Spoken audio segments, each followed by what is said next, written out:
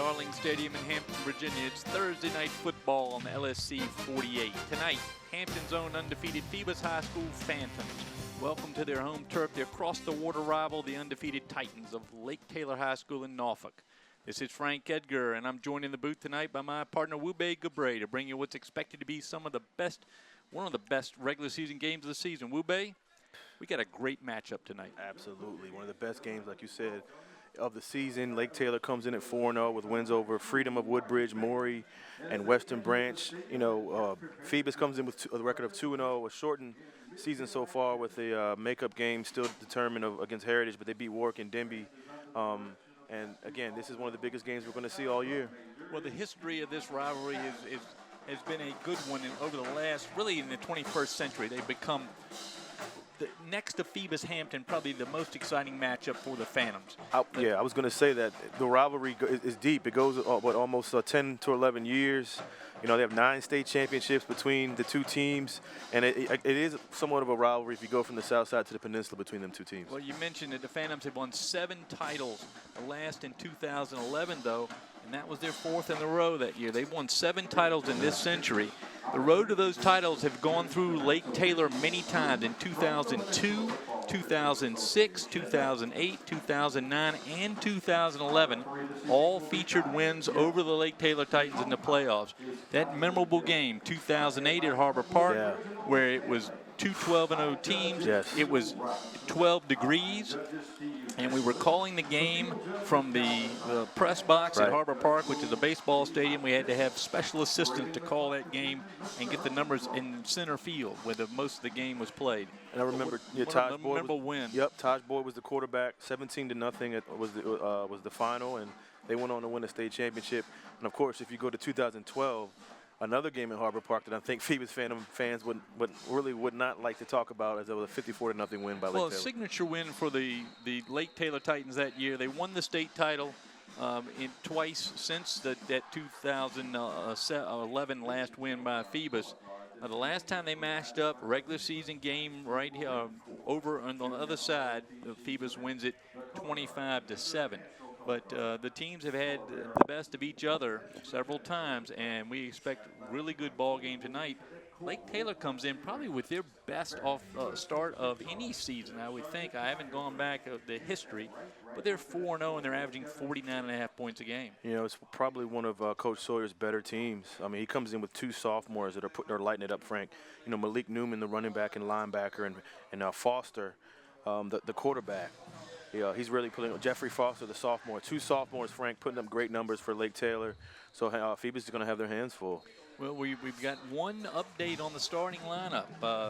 Their great Javon Harvey, a senior, 6 foot, 175, listed as an athlete on the roster, and you know that means his position, he can play anywhere. He is out tonight, so that may be a little bit of a loss for the Lake Taylor Titans. That's a huge loss for Lake Taylor. He's their Mr. Everything. Actually played a little bit of quarterback last year, and he's their safety and their wide receiver. He's going to be out, replaced by Thomas Brunier, who's going to play safety and wide receiver in place of him. And for the Phantoms, they come in with the names we've by now familiar. Barry Hargraves is going to have to carry him, the wide receiver. We noticed tonight he's put on a lot of muscle between last season and this season. Young man had a couple of touchdown passes last weekend against Warwick. The Phantoms just 2-0, and we're at the end of September. And so it's an early game for the Phantoms. We're going to pause a minute for the national anthem presented by the band from Phoebus High School and the color guard from the Marine ROTC unit there on Ireland Street in Hampton.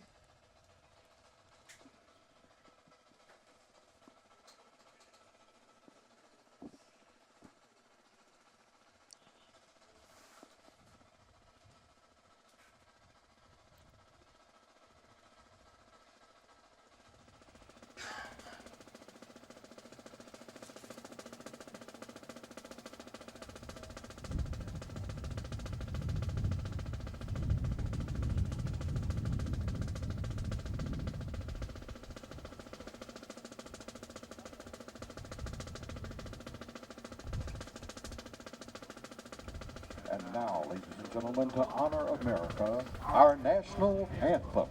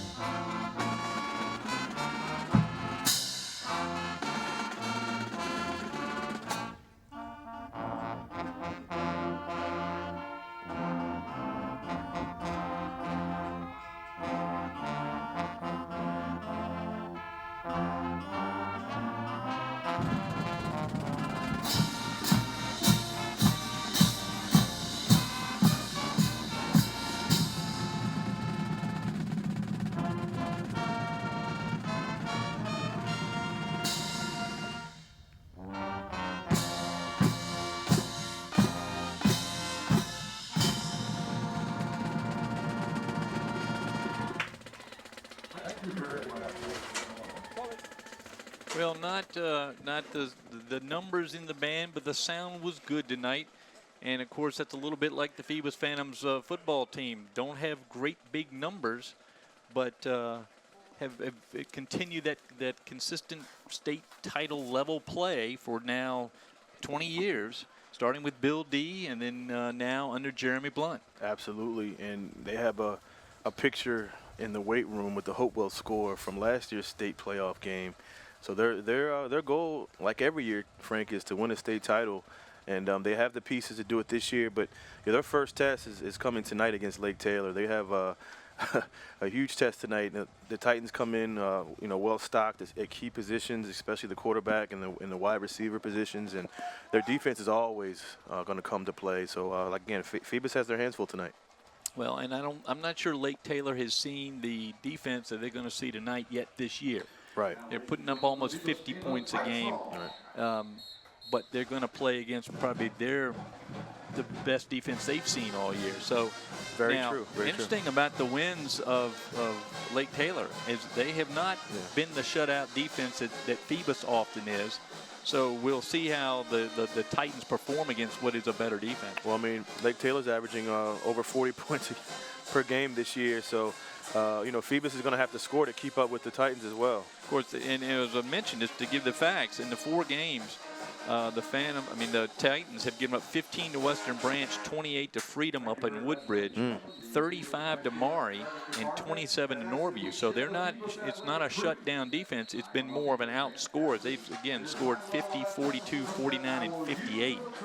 And again, last year, Lake Taylor uncharacteristically had a down year. First round loss to Smithfield in the playoffs, had a lot of losses that, they normally don't lose. Like, they lost to this Phoebus Phantom team last year. So, you see a different team this year coming out with more aggression, and they have a lot of key players back from last year as well. As we mentioned earlier, Malik Newton, that dynamic sophomore. And it's going to be fun to watch the Lake Taylor Titans. The fans on the peninsula don't often see the Southside teams until the playoffs. So it's an early playoff match here tonight. It is a Thursday night, which is unusual. It's September 27th. And so this is more of a Friday night or Saturday afternoon matchup. And we hope that the crowd will fill in here. I know that the tunnel coming from Norfolk is jammed as it is. Anytime we even have a cloud in the sky, we have a slowdown over there. It was jammed even before 4 o'clock today. Right. So hopefully that will loosen up a little bit, and we can get more fans in from the Lake Taylor side. Right now it looks like the bus driver and maybe some band parents that forgot the band, but hopefully they'll load in here. Phoebus crowd, of course, comes. We're expecting more as they come in late. Kind of an LA crowd, late arriving, or just like that's what you call it here, Darwin. Yeah, LA crowd, yeah. Here's the captains lining up now for the coin toss for the Phantoms. That's Hargraves wearing number 4, and you'll notice he's twice as wide as he was. Also, number 16 for the Phantoms is another captain. And we will get you these names here in just a minute. Caleb Randolph. That's Caleb Randolph. Then 55 is Ramel Lewis. And 32 is Joshua Austin, the defensive end. And you'll see Joshua's not the biggest guy out there, but he's a defensive end. For Lake Taylor, coming out, the captains, and we want to thank the coach and the staff over there, head coach Hank Sawyer and his staff sending us the roster. Captains are listed as number 1, Javon Harvey, who's not in the game tonight. He's hurt. As you see, he's in the street clothes out there with the jersey. Number 11, Corey Holloway. Number 51, Tavion Copeland. And number 52, Raphael Bird. So the officials tonight, Donnie Young's crew is on duty tonight from the Peninsula. Calvin Hill's the umpire. Reginald Stanley, the head linesman. Neil Robinson, the side judge. Steve Hagwood, the line judge. Calvin Hunt, the field judge. Mike Mitchell, the back judge. And our clock operator, the talented and always present Herman Drone. Herman's become part of our crew up here tonight. We're thrilled to be with him. There's the listing there. And you see Javon Harvey there on the right wearing number 1, but with the shorts and the so they've you see he's not going to play. Big loss, Frank, for Lake Taylor. Again, he's their dynamic senior all over the field, both sides of the ball. So somebody's going to have to step up in his place, and it's going to be Brunier. Another Brunier Thomas, who Again, we don't get a lot of information about other than the top guys over there, but I would expect anybody to make this team to be talented. Yes. What was the young man that played for them, Holmes? Jalen Holmes, he's in the NFL Jalen Holmes in the NFL now, but it was when he was a freshman that they started to put on that's right. The power there. I'm going to say 11. He probably played in the 10 and 11 games. Yes. And then went to Ohio State. Went to the Ohio State, that's right. And now he's playing for the Minnesota Vikings. So he was Andy Foley's team. the starter on that trend for the Lake Taylor team. They are terrific, and they have played very well in the last few years. So we expect to see a good ball game tonight. We got the good crew on duty tonight. Andy Foley, of course, our director. Renee Camden is a camera operator down there. Matt Buckwalter, my nephew, on graphics. Randy Bagoli doing our engineering. Steve Fryer on the field doing some camera work. Nathan Braxton and Alex Bagoli up here up top doing the camera work. And then Susan Bowers with us tonight. So we've got the full crew tonight calling the game here at Darling.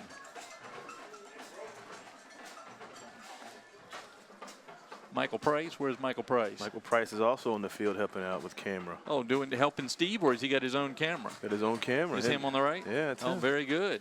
So we got 2 field cameras. Steve, one around. He's got the wireless tonight. Everybody wanted to come out for this big game, Frank, and help out. No, not wireless tonight, but either way, we still have a great crew.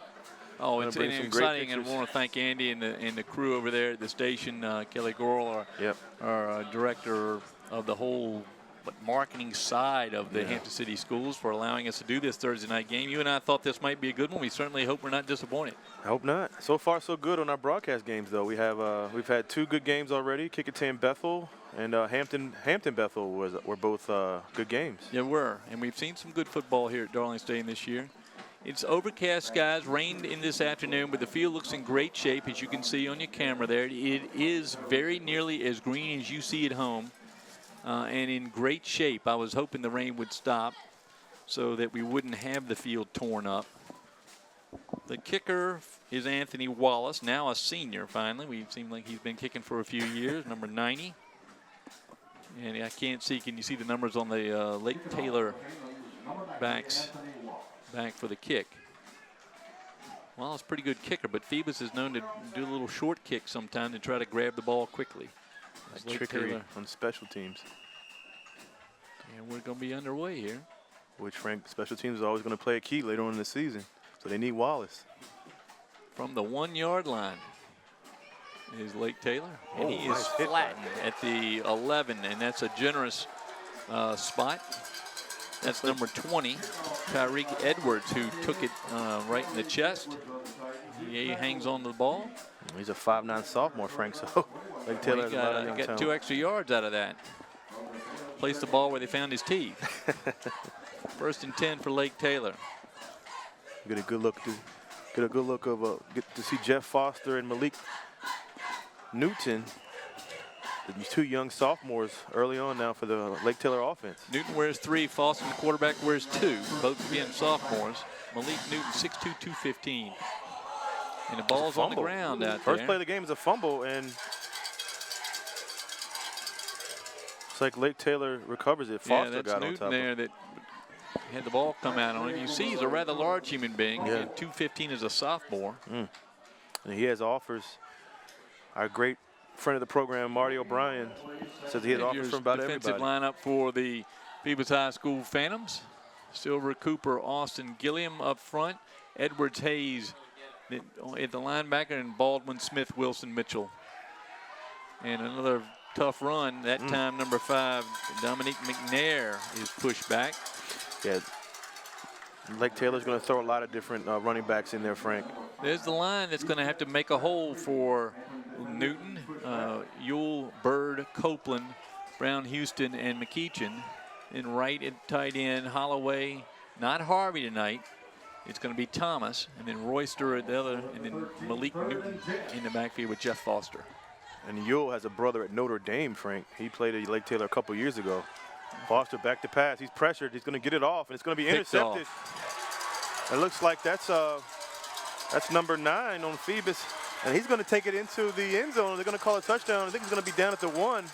Corey Wilson, Corey the junior, Wilson, who we've seen play a variety of spots. So Wilson picks the ball off right there around the 25. Wow, Frank. Defense came to play tonight, causing a fumble, even though Lake Taylor recovered an interception now. It looks like Phantoms have come to play. They came out with their music, they came out with their energy, and they've gotten off to a good start here. Two good run defenses. I think it's going to be, they're going to mark him out at the 2, it looks like. Yep. And they're going to keep the ball up in the air off the wet grass, I guess, but it looks like they're going to be on the 2-yard line. Jeremy Blunt trying to get his offense in line. And Wilson looked like he got it around the 20, went about 18 yards. Well, they're not checking the video. We don't do that here. So here comes Chris Daniels in his Phoebus Phantoms backfield. Jalen White wearing number 12 is the big running back.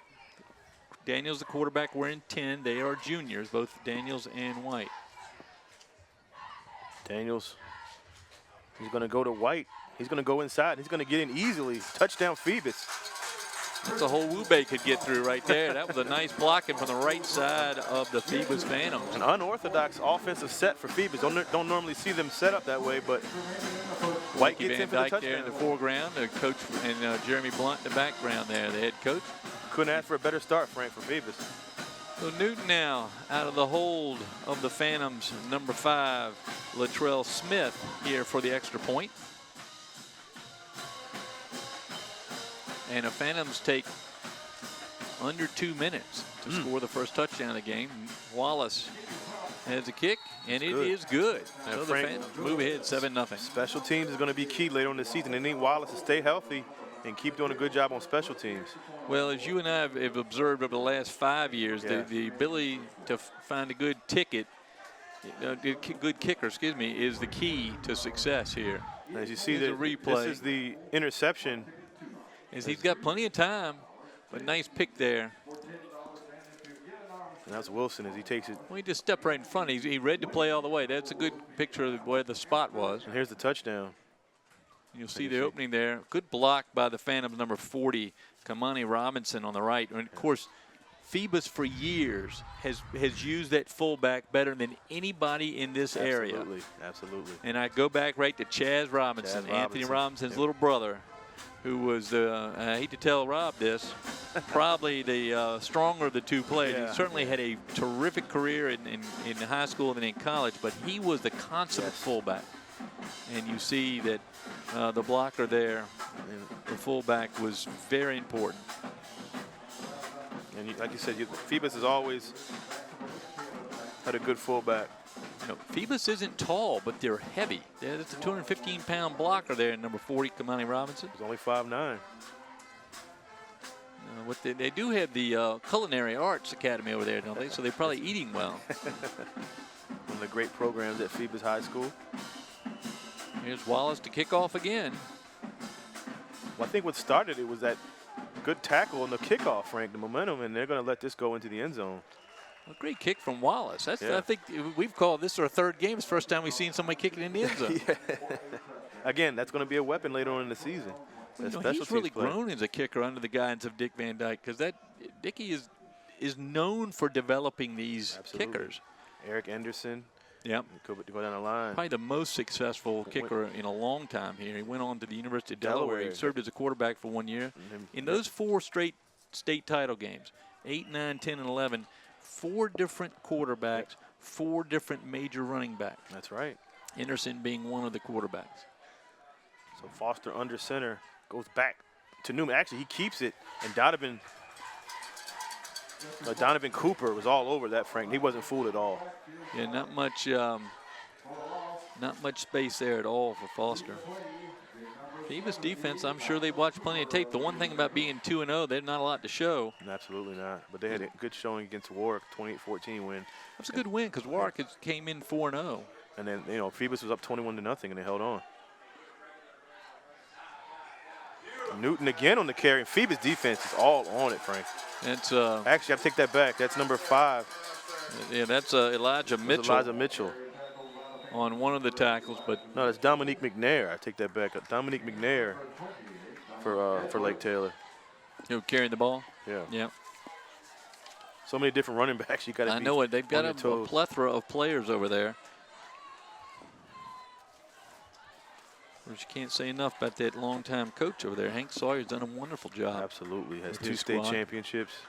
Well, the Division 5 and Division 4 now, very competitive. What Phoebus this year is a 3? The 3, to class 3, that's right. Playing a 4? Offense. Yep. 5-yard penalty for the previous No spot. handicap in the Replay high second school down. football league. So is it a penalty? No, well, it must have been, yeah. It's going to be 2nd and 16 from the 14. It was a legal shift on that play. As Foster goes back to pass, last time he threw it, was intercepted. It's going to be, this time it's going to be complete to their tight end, their great tight end over there. That's Corey Holloway, the 6'2 senior.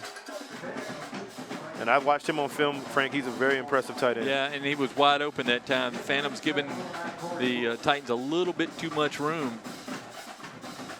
And it moves the sticks up. You see the replay here. Great protection as well for the Lake Taylor offense. A lot of time. Great pocket. And he finds Holloway in the seam. As Baldwin. Tylen Baldwin now is a starter, I know at least for a second year. There's a running back who ran right in the back of his own lineman. Raphael Bird may get credit for the tackle on his teammate. And that's number 5 again, running the ball for the Lake Taylor Titans. Dominique McNair. Again, they're going to have a lot of different ball carriers. So it looks like it was a gain of 2. It's going to be 2nd and 8 from the 32. As Foster keeps, and he's going down the sideline. Great block by Newton. Baldwin has a chance to get him as he tries to run him over, and Baldwin slows him down, and he lost the ball, but Lake Taylor falls on it. So the run by the quarterback all the way down to the 15. The Phantoms squeezing a lot, trying to stop the running back in the backfield. That time, Foster gets by him, and once you buy that squeeze, that pincer move, there's some room to run. So second first down for the Titans, takes it down to the Phoebus 16-yard line. And again, you see the misdirection. They have so many different running backs coming in and out of the game. You kind of lose track as Foster kept it and went all the way to the 15-yard line. As he lost it, but Lake Taylor picked it up. It looked like one of the Phantoms lost his hat out there. He's going to have to come off. It's a 55, 55 Josiah Silver that's got to stay out of play. Silver, the 6'1 junior, had a great year last year. Lake Taylor trying to strike back quickly. Phantoms don't show their defense to the very end. Back to McNair. And no room in the end there. He's given the 15-yard line. But that's it. Austin Gilliam on the tackle. He's a 5'10 sophomore. So it's a 1-yard gain, Frank. It's going to be 2nd and 9. You see Silver coming back in, checking out for Phoebus, who's Tajay Turner, who had stepped in the sophomore. Quick tip. The tempo, another fumble, Frank. Looks like Phoebus got it. So the actually the 3rd time the ball hit the ground. And Phoebus has recovered 2 fumbles so far. Well, they're hitting the Titans hard, no question about that. Yeah, definitely hitting them hard. And so Austin Gilliam coming off. We'll see it on the replay, hopefully. I think, who carried that, Frank? Was that Newton? I think it was McNair.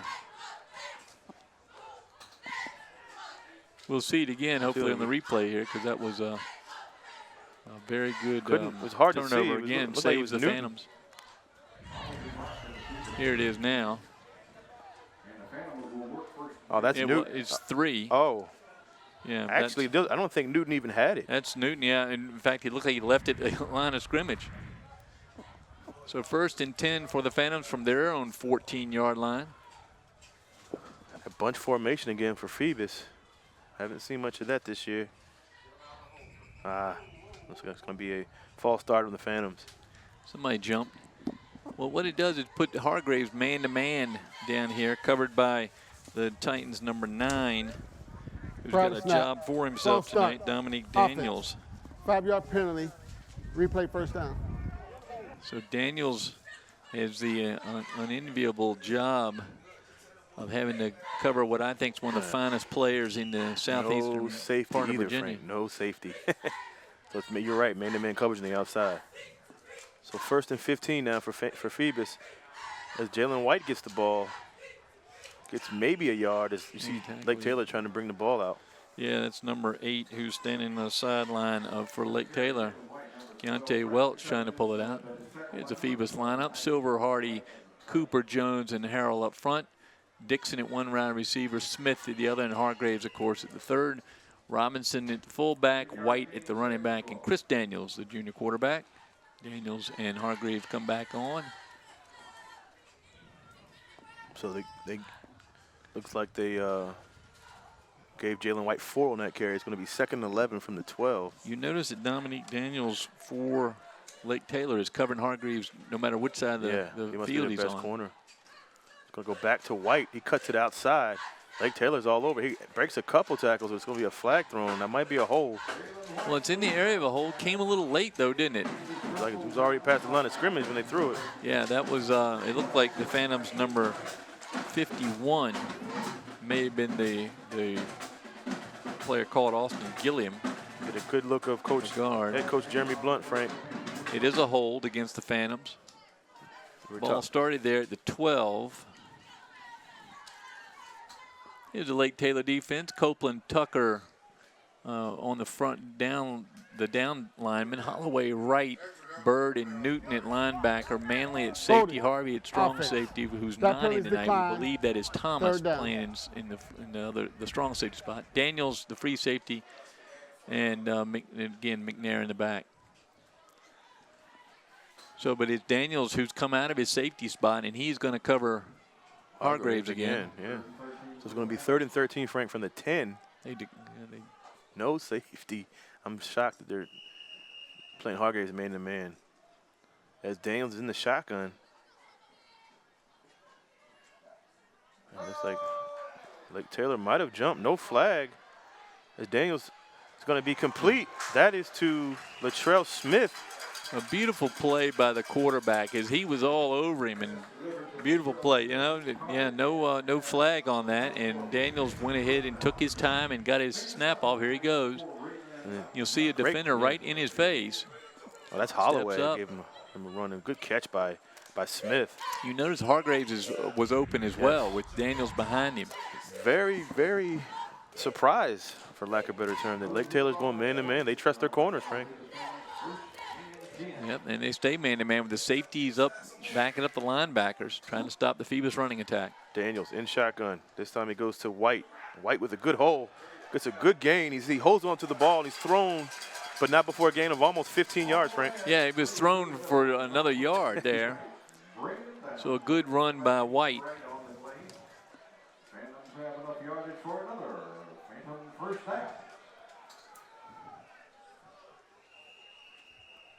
There's the assistant principal at Phoebus.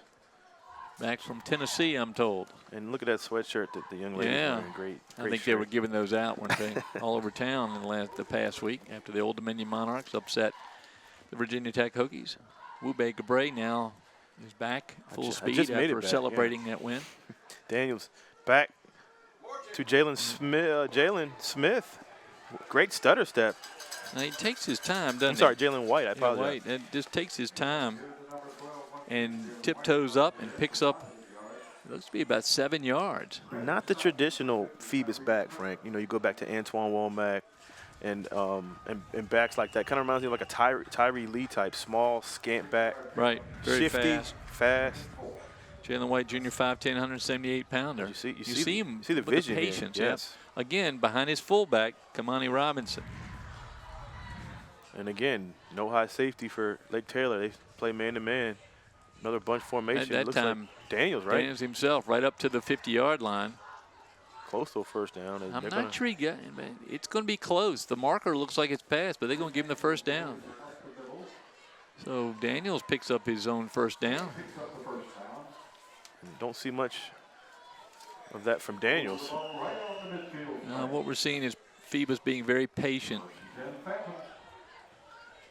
Here they come again. 1st and 10 from midfield. 7-0 Phoebus.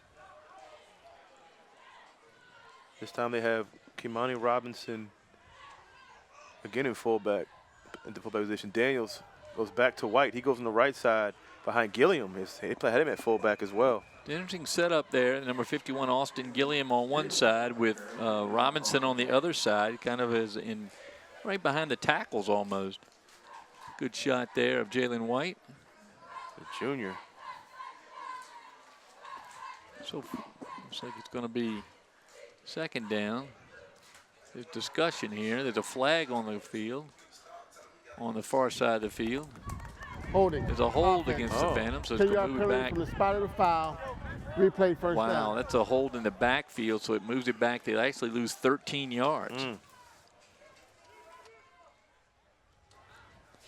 Almost 20 yards of penalty so far for the Phantoms, and we still have 5 minutes to go here in the first quarter. Joined into the press box tonight by Marty O'Brien, the longtime Daily Press sports writer. Good to have Marty here. Marty is covering every football team, I think, between here and Richmond this year. Doing a great job. Even covers NASCAR as well in Richmond. Shotgun for Daniels.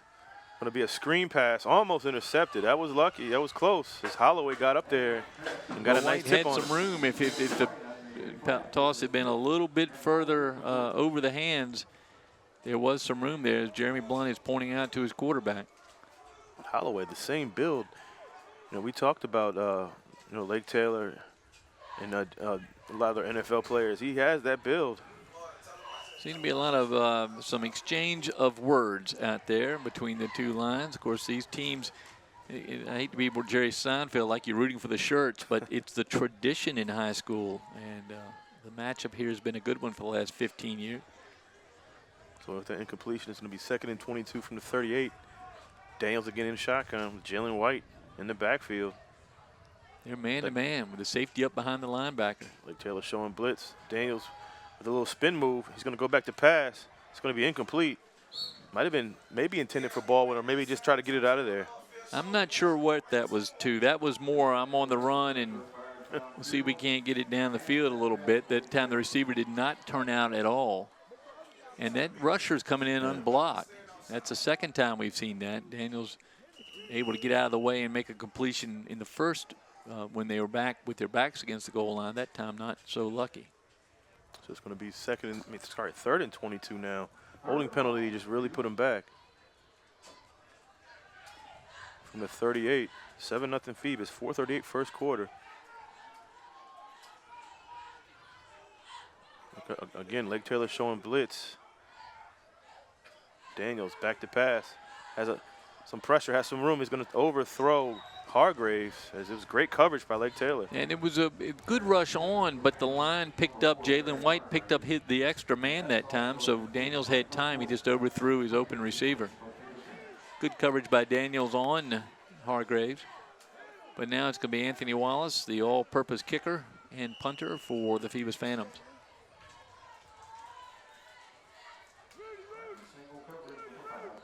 Is that Marlon Jones still doing the snapping for the Phantoms, number 60?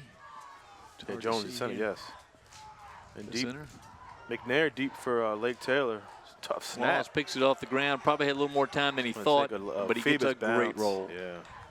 Go inside the 20, around the 19-yard line. So Wallace kicks it. It was a tough snap, tough. 42 yards for to pin the Titans back behind their own 20. Kept his composure on that one too, Frank. He did. Pressure coming. Probably had a little more time. I think they were about ready to fall back and try to set up a return, but a good punt on the hurry by Anthony Wallace. So 2 turnovers so far. Really the story of the game so far. Yeah, a fumble and interception. So, you know, Lake Taylor's trying to get back on offense to see what they can do here. 1st and 10 at the 19. With another flag. And that's going to be legal shift. We'll see what they call it. Proud of snap. Encroachment. Oh, that's my defense. Choking on 5-yard the penalty. Now with their 3rd penalty Replay tonight. first down. Our first holding was declined. So they've got the 1 big hold and the 2 5-yarders. They're at 23 yards in penalties, and we're still in the first quarter. Again, just their 3rd game of the season. So still working out the bugs in the system. Newton, actually Foster keeps it. and it's going to be close to a first down. It's going to be maybe a yard short. Hard to tell sometimes when Foster hands it off, it looks like he hands it off to Newton. Newton's so big and broad that it's hard to see where the ball goes. But that time the quarterback kept it, followed his back right around. 2 sophomores, so another couple years more years with them, right? So 3rd and 1 from the 28. This time they give it to Dominic McNair, and he gets the first down. But he's not before he's smacked by that Phoebus like defense. Trevon Hayes, 22.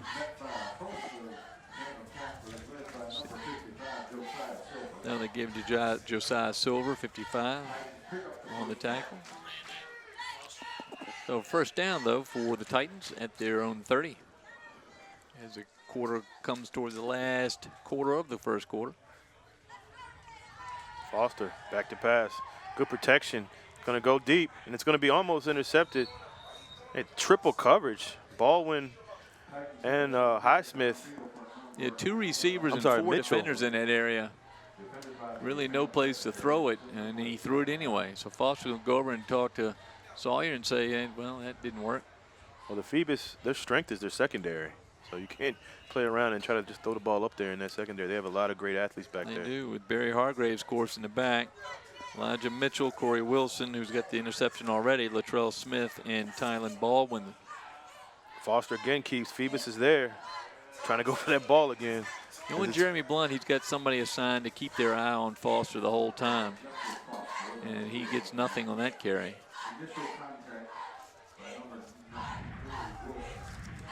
Wilson gets credit for the initial contact from the great voice of our stadium here in Hampton, Jim Schaffner.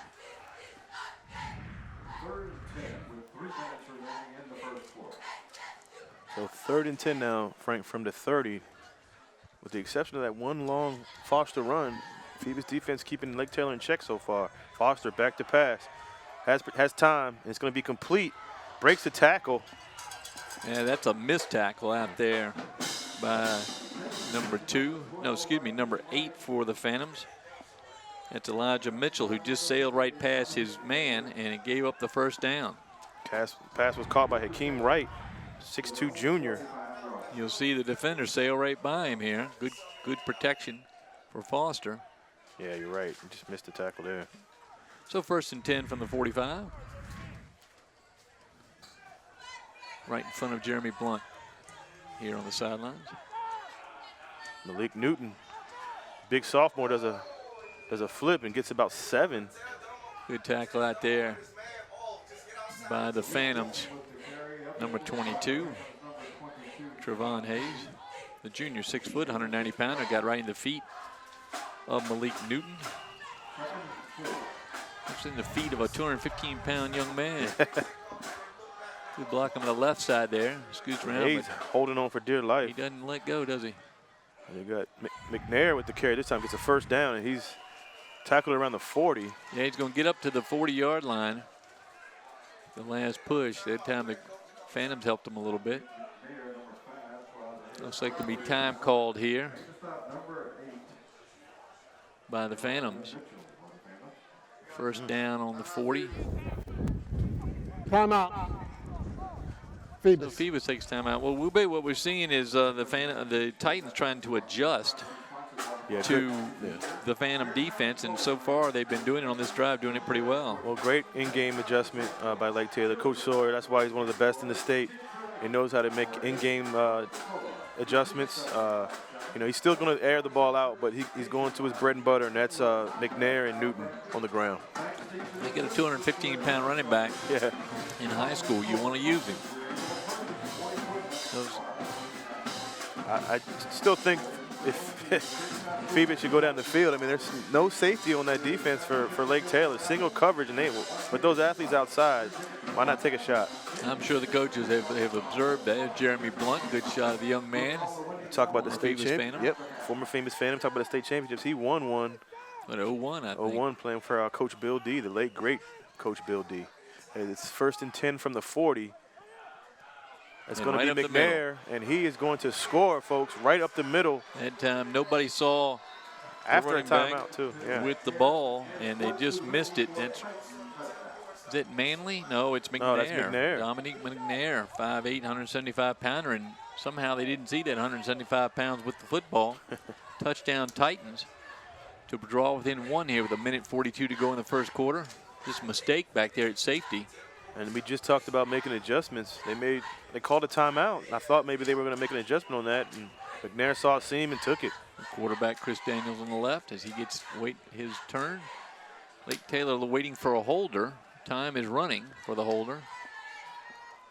They better hurry. The kicker is Carl Bueno, B-U-E-N-O, Bueno. And he boots it up and through. So he ties the game, does Bueno. And that takes us to 1:42 here in the first quarter, 7-7 ball game. And what we've seen is that whatever the Phantoms were doing first was working, but they completely missed the back there. Well, that separates the good from the great teams, Frank, who can make adjustments on the fly. Safety over here. Actually, it's the cornerback. I don't know where the safety went. Safety's on I think it might have been at the line of scrimmage. They were up too close. Hargraves went out of the play, and Mitchell missed him. So 7-7 ball game. It's just what we thought it would be. A good ball game so far. Both teams power running teams. You and I think, though, that Phoebus needs to go to the air with Hargraves. I mean, you got one of the best receivers in the state, single coverage now. Lake Taylor has great athletes as well in the secondary, but you take your chances with Hargraves and Smith on the outside. Nice photographs there of the young ladies, cheerleaders for the Phantoms, who work and come into practice about the same time the football players do, and they're out there every day. Just like the band and everybody. Yep. Band sounds good tonight for being. It's not one of the bigger bands we've seen, but they are good and loud. Inspiring the Phantoms to get back on the winning side here. They're going to get kicked off. It looks like the Lake Taylor's number 31, but we don't have a 31. It is 30. There you go. Just sitting aside. Jaquan Davis. Looks like he's the designated kickoff man. Titans with the swinging of the arms in coordination with their cheerleaders. It's going to be Hargraves is going to get this one after a bounce at around the 10. Here's the athlete, one of the best athletes in the area, and he is tackled face hard. mask, yeah. Face mask by number 11 for the Titans. Holloway. Corey Holloway, the captain, just raked his hands right across the face mask and yanked Hargraves down.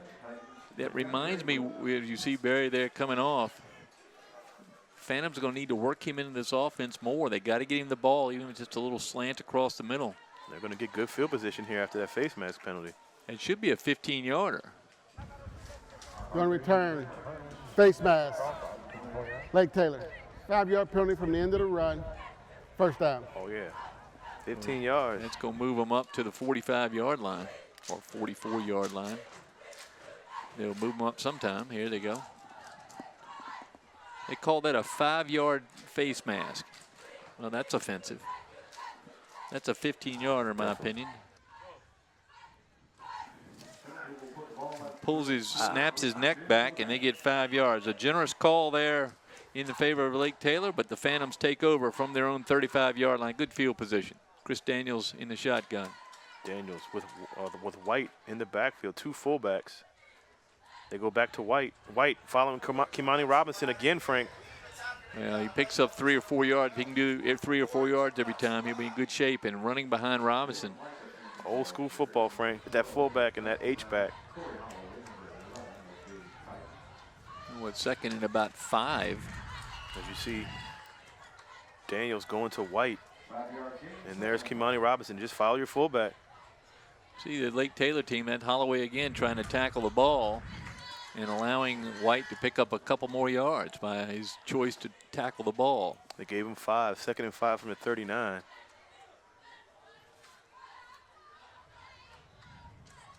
Daniels back to White. Behind Robinson. It's going to be close to a first down. Holloway trying to show a little bravado out there. So far he's caught some 5 yards, and that time he did get a hold of the running, but not before White picks up 4 yards. 3rd and 1. for the Phantoms as they continue the running game.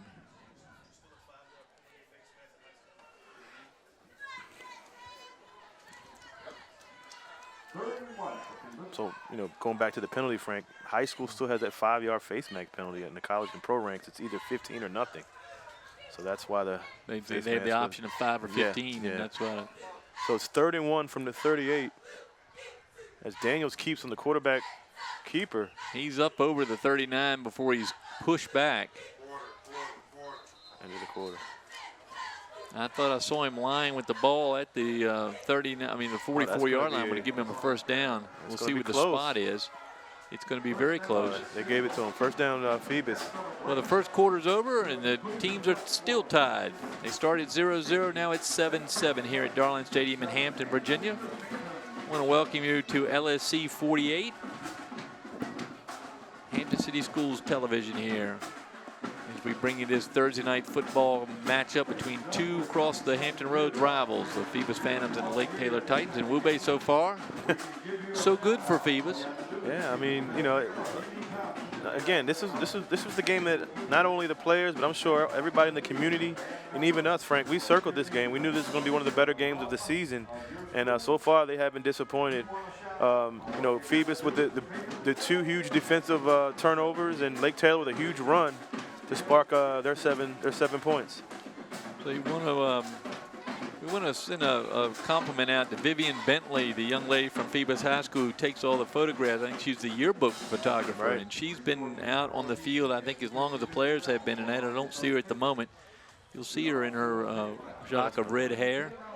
And she is a marvelous photographer and a young lady from my neighborhood. We're glad to see her back out serving her fellow students as a photographer for the yearbook. Former Eden Eagle. I remember her back in her middle school days. She's just a delightful young lady, and that's a great role to play. Steve Fryer on the sidelines, bringing you those close-ups, and there's Jeremy Blunt with the beard, and Dickie Van Dyke in the foreground. Those aren't dance moves, folks. They're signals for the defense. 1st and 10 from the 44. Again, Phoebus with those 2 fullbacks with Jalen White in the backfield. Daniels in shotgun. Low snap. Going to go back to pass. He's looking downfield. He's got Hargraves wide open, and it's going to be overthrown. It's a bad pass because he had him. If he just laid it in there, Hargraves did exactly what I thought he could do, which is shed his defender and then break free. That time the pass off target. So it's going to be 2nd down and 10 for the Phantoms. Again, no safety, one-on-one on the outside. Well, good blocking in the backfield. He had time. He just needed to set his feet a little longer and low snap. Make a better throw. Took the timing off a little bit. He had to go pretty low to get that. But good shot of the Lake Taylor Titans as they await. One of the best. Phoebus Phantoms. Lake Taylor coming in, one of the best teams in Class 4. Phoebus coming in, one of the best teams in Class 3. 2nd and 10 from the 44. Daniels in the shotgun. Jalen White behind him. He goes to White. White goes up the middle. Good block as he comes back outside, and Lake Taylor's there. It's going to be a penalty. I don't know if it's going to be a hold or a face mask. Yeah, it might be a hold. Hold. There's another hold on the umpire. So that's going to move the ball back 10 yards, and the flag landed on the 42. So that's going to go back to the 32, which makes it a 12-yard penalty for the. See if we can catch the hold. Holding, offense. 10-yard penalty for the spot of the foul. Replay 2nd down. So the Phantoms now are shooting themselves in the foot. Now their 4th penalty. That's 33 yards against the Phantoms. So 2nd down and about 20, not 20.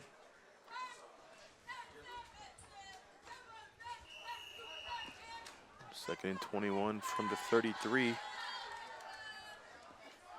Ended up being a great night, Frank. No rain, nice breeze. Yep, very pleasant night to be at Darling Stadium. Phoebus side is filling in.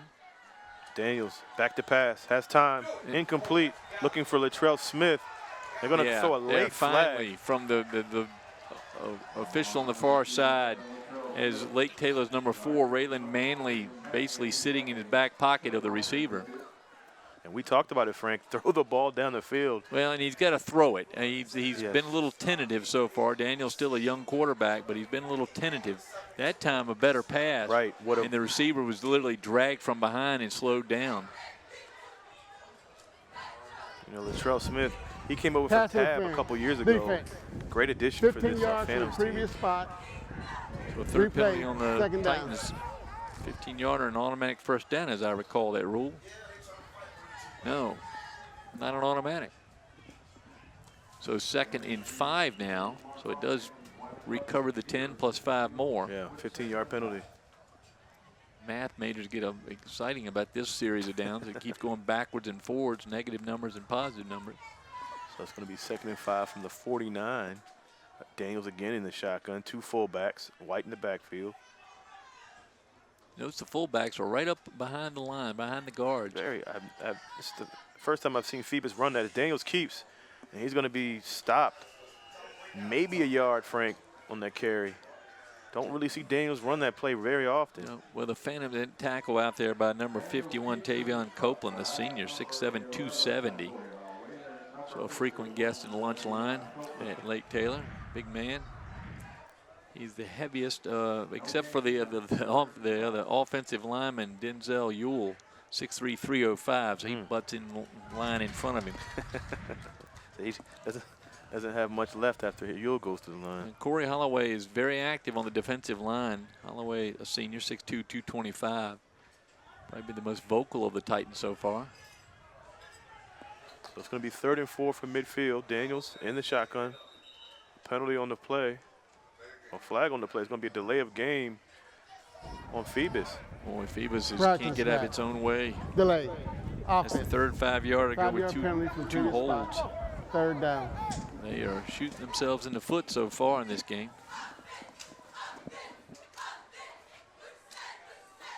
So 3rd and 5 or 3rd and 4 turns into 3rd and 9. Yeah. It's moving back on the wrong way. Still man-to-man defense on the receivers. This time no fullback, just Jalen White in the backfield with Daniels. Daniels back to pass, has pressure. He's going to get rid of it. It's going to be incomplete. He had 2 receivers there. He had Smith and Hargraves in that same area, and neither I'm one not of them sure. had it. I thought, yeah, and Smith is tapping his chest like it's his fault. I think he just was going to give that one away to Hargraves, but it was to Smith. You'll see it here. Maybe Smith ran the wrong route because they had Hargraves in the, yeah. Yeah, that may have been to Hargraves, and Smith was in the wrong spot.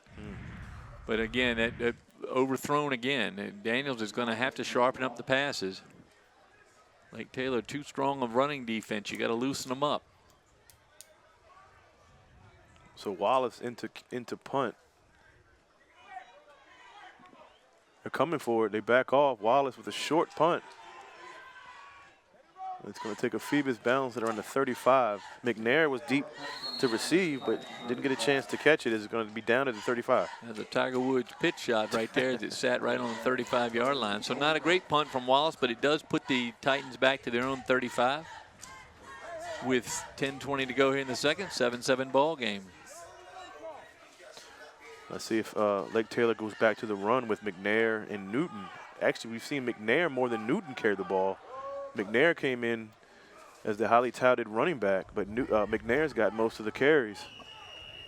Foster under center, 2 running backs back there. He's going to give it to a running back. I'm not sure who that is. Well, he almost gave it to the Phoebus Phantoms. As number 70, Donovan Cooper, is right on top of that play. Looks like that was McNair. McNair got it on that carry. Yep, McNair has the white towel coming out of the back of his jersey. Donovan Cooper, that senior 6', 268 defensive tackle with the stops. Time to give the big back, Newton, and he's up over the 40.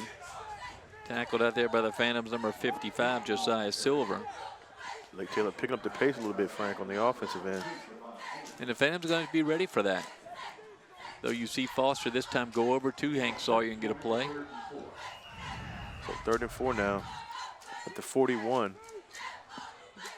Nice late hand off there to Newton.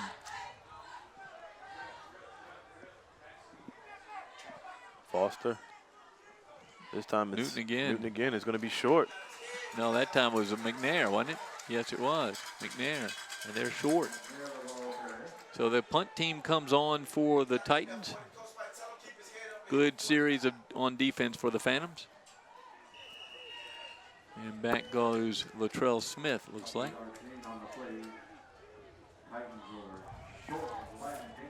Dominique Daniels looks like he's back to kick.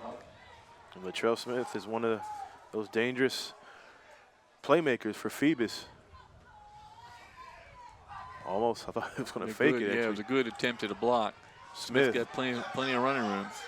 Oh my goodness, they called a block in the back from the 15-yard line. Oh, it's coming back. I don't think the fans know that yet. Well, and there's 15 yards right back is number 56 for the Titans, just cost his team. That's Kuwan Reed, who just made a mistake, the senior. Yeah, that was a block in the back on the far side of the field against the Phantoms, right on the 35, which, to be honest, that official's so far away, and that was way off the play. Way off the play. So an unnecessary penalty from both teams is going to put it somewhere near where it went out of bounds, I believe. Or maybe put it right back at the 35-yard line. That's where the first flag's at the 35. So the officials talking it out. They're going to discuss it some more. You see the white hat out there. Donnie Young, his crew. Mr. Young's going to give us a signal here from the 46. Holding. Receiving team. Okay, not the block in the Personal back, foul, holding. face mask, kicking team. Those penalties offset for re-kick. Going to re-kick the ball back from the 43-yard line of Lake Taylor. So Phoebus gets somewhat of a break. Well, they certainly get a break on that late hit, or Yeah. I thought it was out of bounds, to be honest, but face mask. So now they give Latrell Smith another opportunity to return it. And they were very nearly blocked, and a good rush by the Phantoms, so we'll see. So the punt teams come back out. Dominique Daniels steps back into his punting position. McNair, the running back, is the up back there who's going to help protect the punter. The strong rush came from the far side. It did. Phantoms watching for the fake, too. Thought it was going to be a fake the last time. He ran up, and he has plenty of room to fake. With a good punt. This time the And ball's it's going to bounce. check up, Yeah, it's going to be about the 20. So the Titans down it there at the 20-yard line. Phoebus first and 10 with 8:15 to go here in the second they quarter. threw a flag. Penalty that time on who? Lake Taylor? That might be on Phoebus. Well, you can't. They can't bite on that.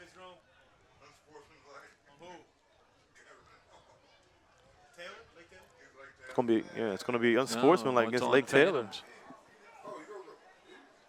Well, they called it on Phoebus.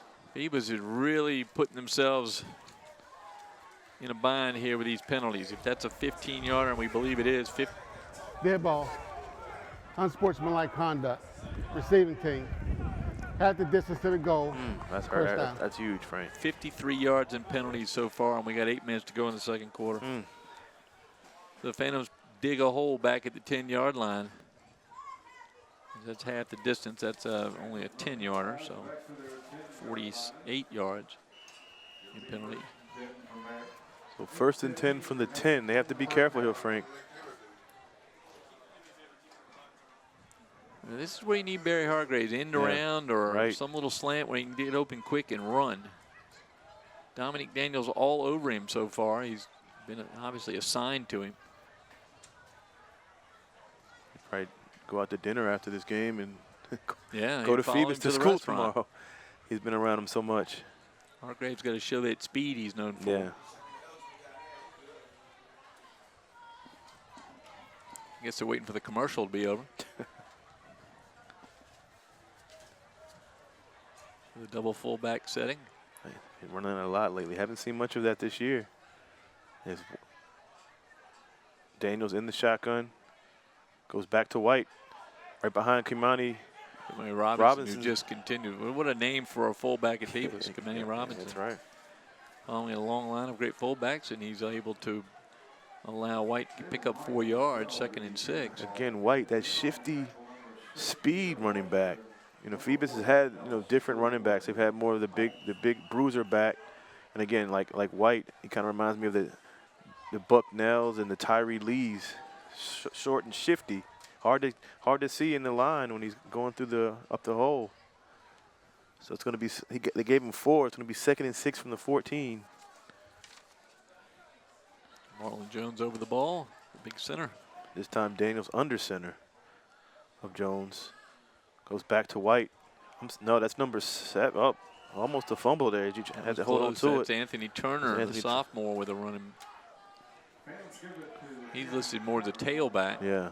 That time he ran into the tail of somebody. Uh-oh. Rolled around. Down, injured Phantom. It's like a lineman.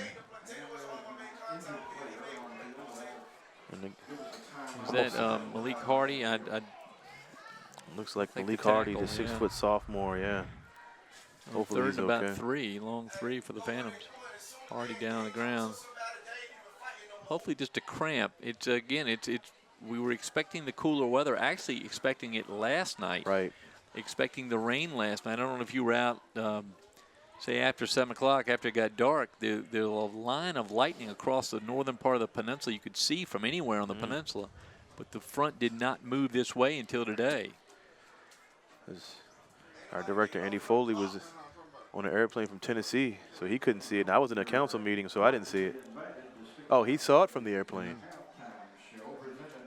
What's he doing in Tennessee? That's one. There's Matt Hatfield. Go back to that shot there in the orange on the far side over there with Lake Taylor. Matt, a friend of ours, and Wube and I are very proud to say that we've been listening to his show at 6 o'clock, 757 at 6 on 94.1 ESPN radio here in town. And great show. Thank you, Matt, for all the help you've given us over the years, and congratulations on the new shows. We watch Jeremy Blunt talk to his team.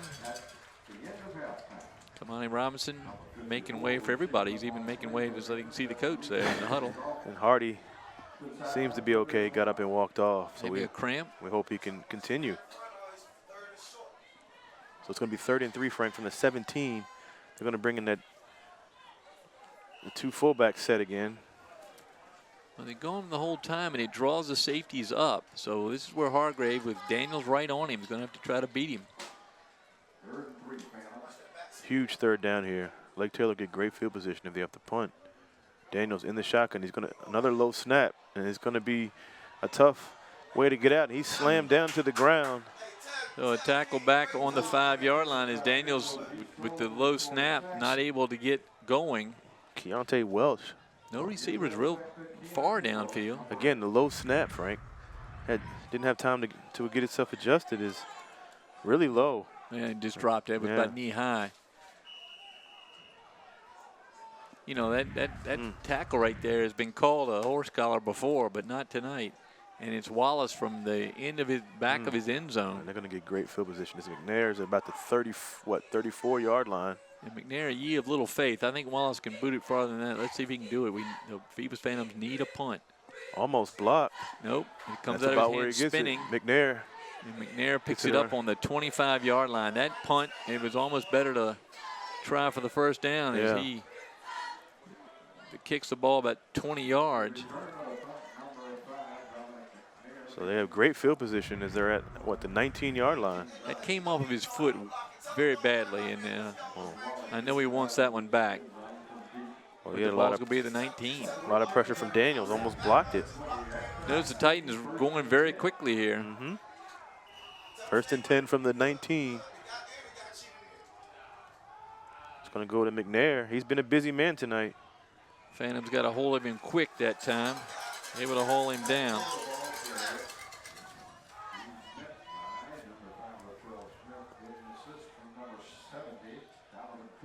Yeah, Cooper and Smith giving the tackle on that one. So 2nd and about 7. 2nd and 7. See what the defense can do here. And that time, missed tackle. Hargrave went right by the running back, Newton. He had the ball next to him, and he didn't see the handoff. Newton's able to pick up a few more yards. 3rd and about 4 now for Lake Taylor. Huge 3rd down here, Frank, for the Phantoms. A big test for the defense. If you'll see the handoff here late, and there's there's Hargraves trying to watch for the run around the end, but Good tackle not by quick Smith. enough. So 3rd and 5 from the 14. Foster under center. Ah, man, that's going to be a first. Oh, Phantom's just killing themselves. penalties. Prior to the snap. Phantoms Encroachment. now. Defense. That penalty results in the 7th first down. penalty of the half. So if the big yardage gainer for the Titans has been that one run by Foster, Yeah, the second biggest has been the penalties by the that's right. Phoebus Phantoms. That So was first huge. and goal for Lake Taylor from inside the 10-yard line.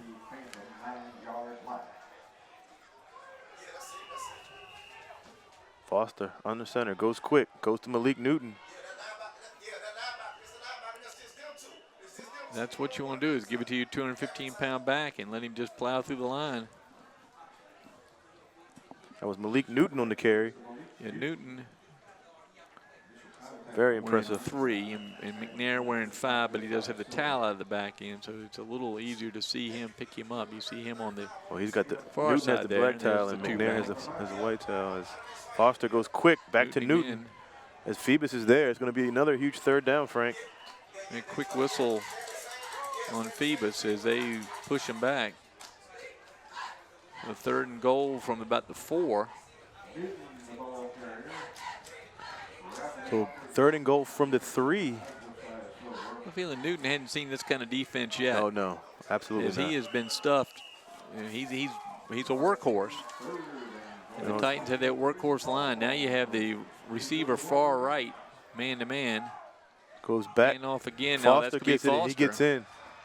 And that time, number 9 for the Phantoms points to himself. Corey Wilson says, I missed that one.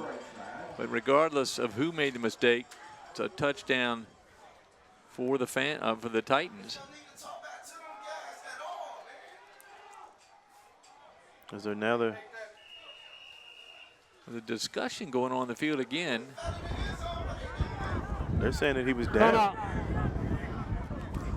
Phoebus. Timeout Phoebus. Is that a touchdown or? Still wondering whether it's a touchdown. There's no signal yet. I thought it was a touchdown. I think everybody in the stands thought it was a touchdown. Lake Taylor thinks it's a touchdown. They need to come up here and look at the replay. Johnny Young is still, he has the signal yet. Now he comes out, the referee, to the 20. They're saying he was down. No, it looks like it's going to be a touchdown. He's going to come to the 25 and give us a signal. It's been a correction. The runner broke the plane of the goal. Oh, We've got a touchdown. A touchdown called a minute Phoebus after will that, not be but it's charged on with the their board. second 6 timeout. points for the Lake Taylor Titans.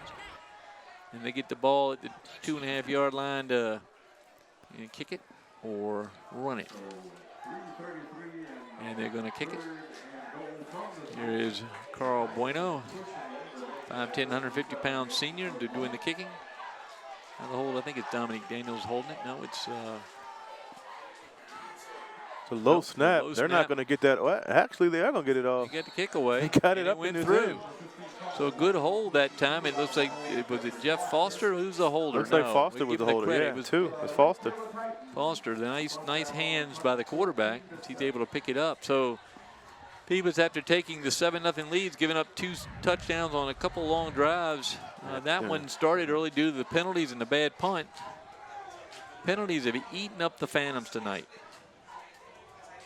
As you see, as you said, alluded to earlier, Corey Wilson missed that tackle and then acknowledged the fact that he missed it. There's Vivian Bentley, the photographer we talked about earlier, taking her shots of the huddle on the field. So penalties, Frank, on that 3rd and 5.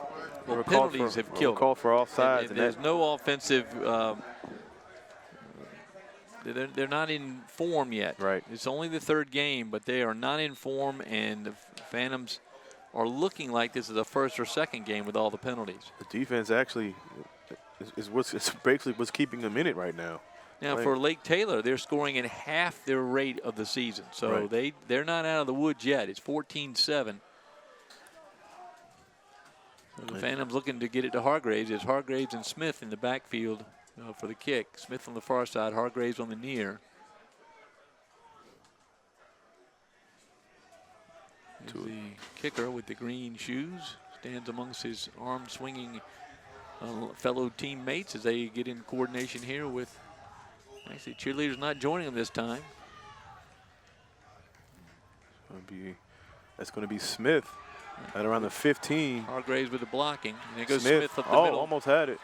It's another good run back by the Phantoms. Both Smith played very well in that position. He's up to the up to 40-yard line. So good starting position here for the Phantoms as they trail it by 7 with 3:27 to go. And Jeremy Blunt's got to figure out how to tie this ball game. Well, he has plenty of time in the half. He's going to have to go to the air some, and he's going to have to get some sharper passes out of Daniels and get to Barry Hargraves. He's thrown to Hargraves several times, hadn't been able to connect on anything of substance. And they, and Phoebus gets the ball in the second half, so they put something together here. Great momentum going into halftime. It's 1st and 10 from the 41. Daniels shotgun with Jalen White in the backfield. He's been the workhorse tonight for Phoebus. 4 receivers. Lake Taylor showing blitz.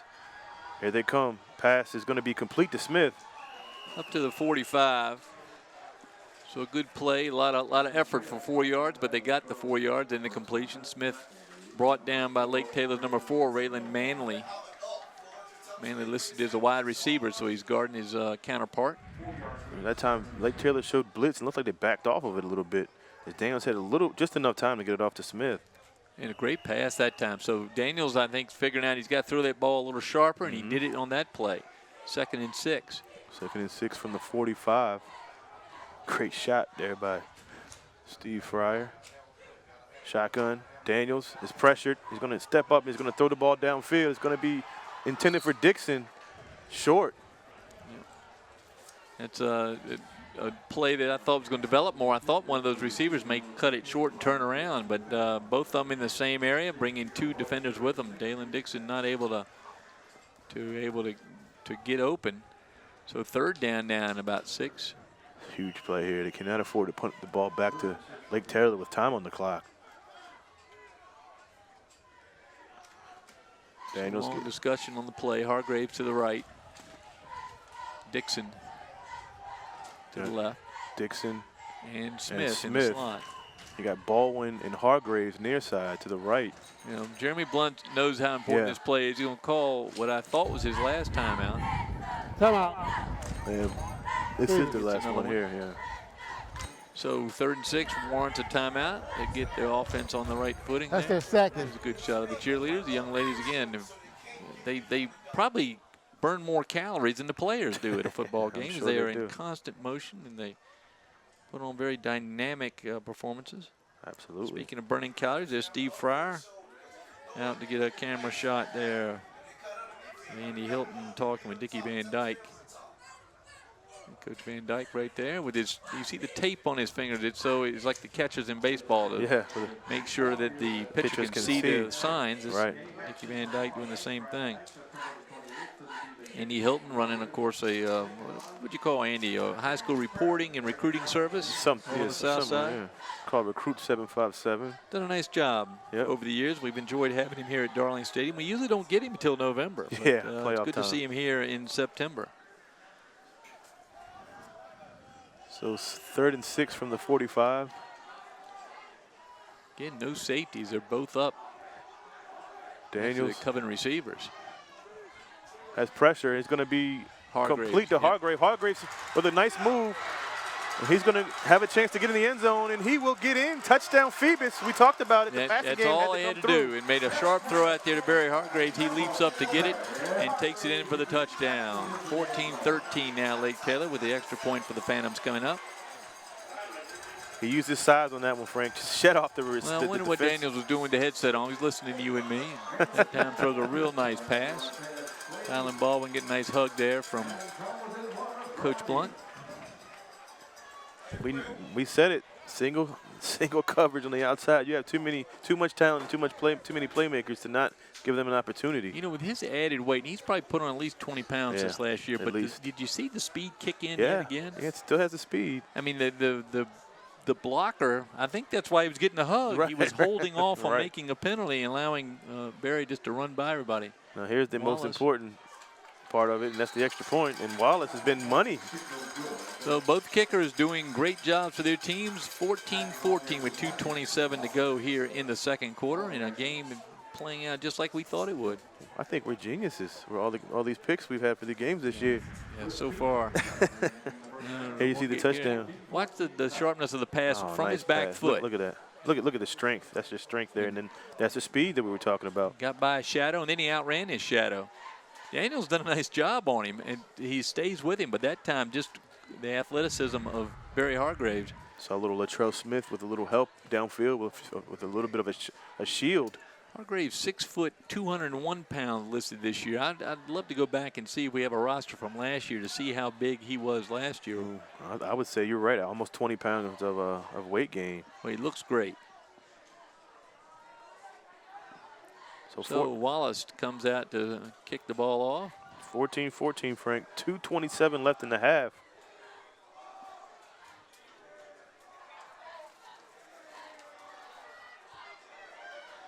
Wallace sets it on the tee, gets ready to kick it.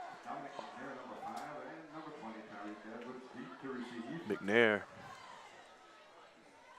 Deep for Lake Taylor.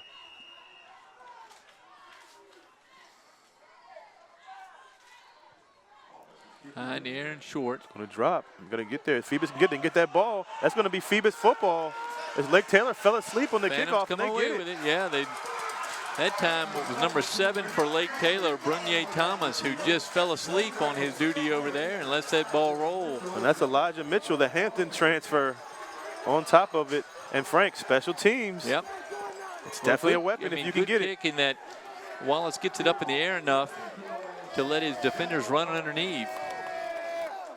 And Wallace gets a nice high five or point out from his coach, Dickie Van Dyke. I'm telling you, special teams can definitely be a viable weapon.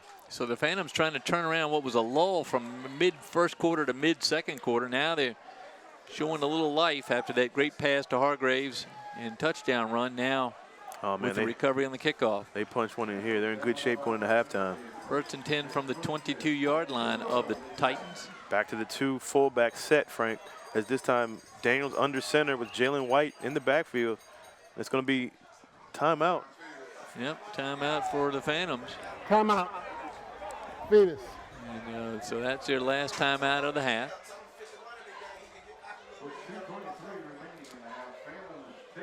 Well, you're right on the special teams. Good to see that. There's some of the Phoebus fans that have come out.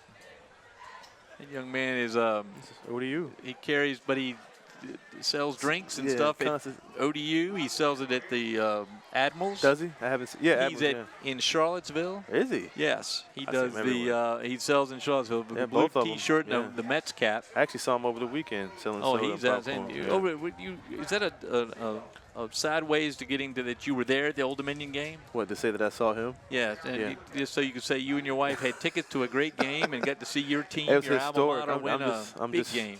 I'm just fortunate to be there. For that Well, historic you're event. fortunate that your school hired Bobby Wilder 8 years ago, 10 years ago. They hired him 2 years before they started the program up again, but he has done a great job. He has. So it's going to be 1st and 10 from the 22 fullbacks. White right behind him, Robinson. Oh, good play by White. Oh, that I can't believe it. They're gonna Another call hold. Oh. That flag came in late from the referee. That play was behind, but again, I hear one coach up here say that he agreed he was holding him. But that's going to cost him again. So the Phantoms just continue. That time we'll see how far back it goes. Hit the ball about the 22-yard 10-yard line. penalty from the spot of the foul. Replay first down. And somehow that's going to cost him 11 yards. Coach Jeremy Blunt giving the play to 63 Daniels. yards in penalties for the Phantoms here in the first half. And Yeah, Blunt's going to have a few words for him at halftime. There's Latrell Smith, number 5, coming to us, looking back at his quarterback, saying, I think I can get open. Throw him the ball. He's covered by number 4, Raylan Manley. And Dominique Daniels on the far side, covering Barry Hargraves. Phantoms changing the play. Daniels under center. He's going to fake. He's going to fake And Hargraves. the handoff to White, and he's going to go to Hargraves' far side. Yeah, again, that route wasn't what I think Hargraves wanted it to be, curled in. Yeah. But the ball was late getting there, Was and by late. the time it got there, so did Daniels, and able to knock that away. So 3rd down. Excuse me, 2nd down for the Phantoms here from their 33.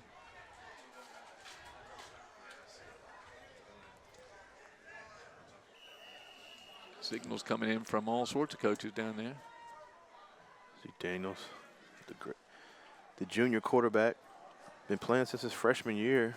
Well, he's certainly showing a little stronger arm here in the 2nd quarter. He got off to a little, kind of some loopy passes and overthrew a few, but now he seems to have found his rhythm. It's like Lake Taylor has a little safety help now. They're disguising their coverages here. Daniels back to pass.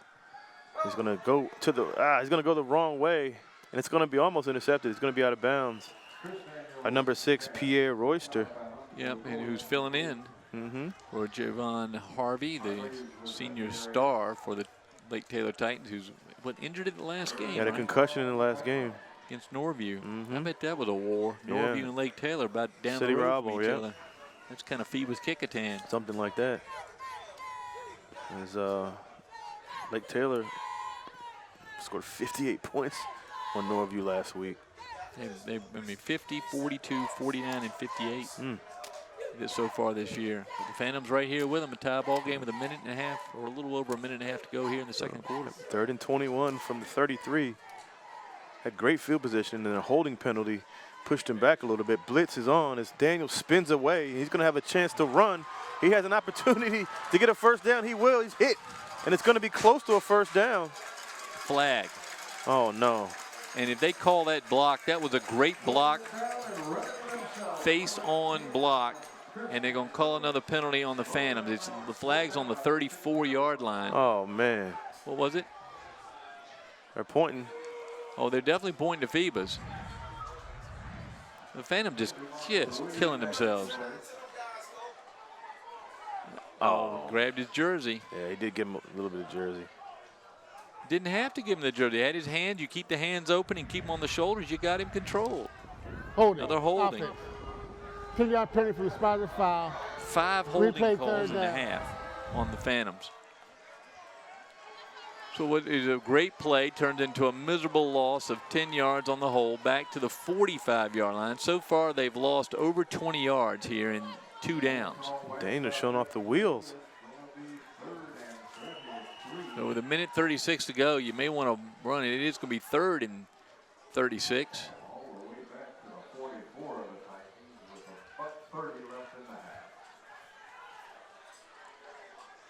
So the 4 receivers, 3 on the right side. Now Tylen Baldwin on the left. I say you have to take a shot here. Well, you get Hargraves in the slot on the right. Again, no safety. They're blitzing. Oh, and it's going to be.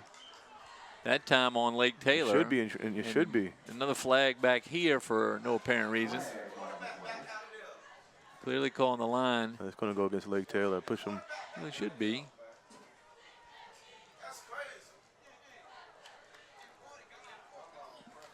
A 5-yard penalty on the Titans.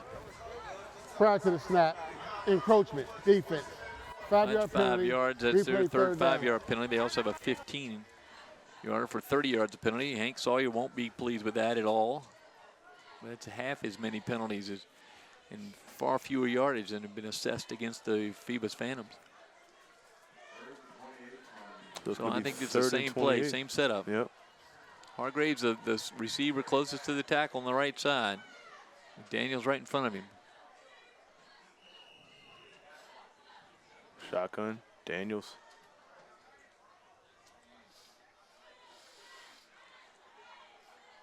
Good snap.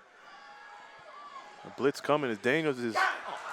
right off his fingertips. Daniels hit Smith, as he right threw in it. his hands. Right in his hands. He should have caught And it. it was good because he was getting nailed right as he threw it, but it hit him right in the hands. So the Phantoms' mistakes have cost him at least one touchdown here in the first half. It's this Titan defense. You can't make mistakes, and that's what they've done there. Yeah, that was a good opportunity to get. He would have been close to a first down. Wide open. Yeah. And on the move. Yeah. So Phantoms turn the ball over. No, they're gonna punt it. Yep. Yeah. So Wallace now from his own 46.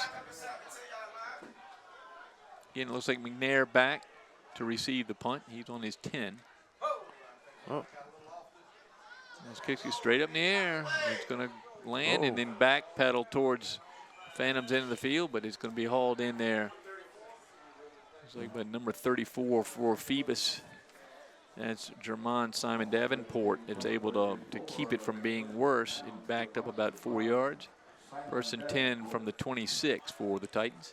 So we'll see what the Lake Taylor does here on this offensive set. Only 54 seconds left. Well, being run heavy, they've got a. They don't have much time. The clock will continue to run. Don't want to lull them to sleep, and then they punch one down the field with a pass. And you see Baldwin, not sure where he's supposed to be, but he goes back far side. Yeah.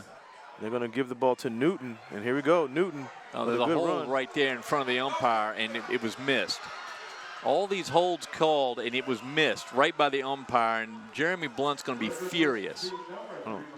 As the blocker had the linebacker wrapped up, he is really hot, and he's hot about the defense that time. So the pickup down to the 35 of Phoebus with only 11 seconds off the clock. And now Lake Taylor calls timeout. Yeah, they've got at least 3. Yeah, they got the first one in the half. Maybe I'll rerun that play and see if I'm not seeing things there. I've seen a lot of holds so far, all called on the team in blue. That one looked like you had the linebacker wrapped up and then thrown to the turf right behind the umpire. And you see the Titans getting around Hank Sawyer. Here's the play here.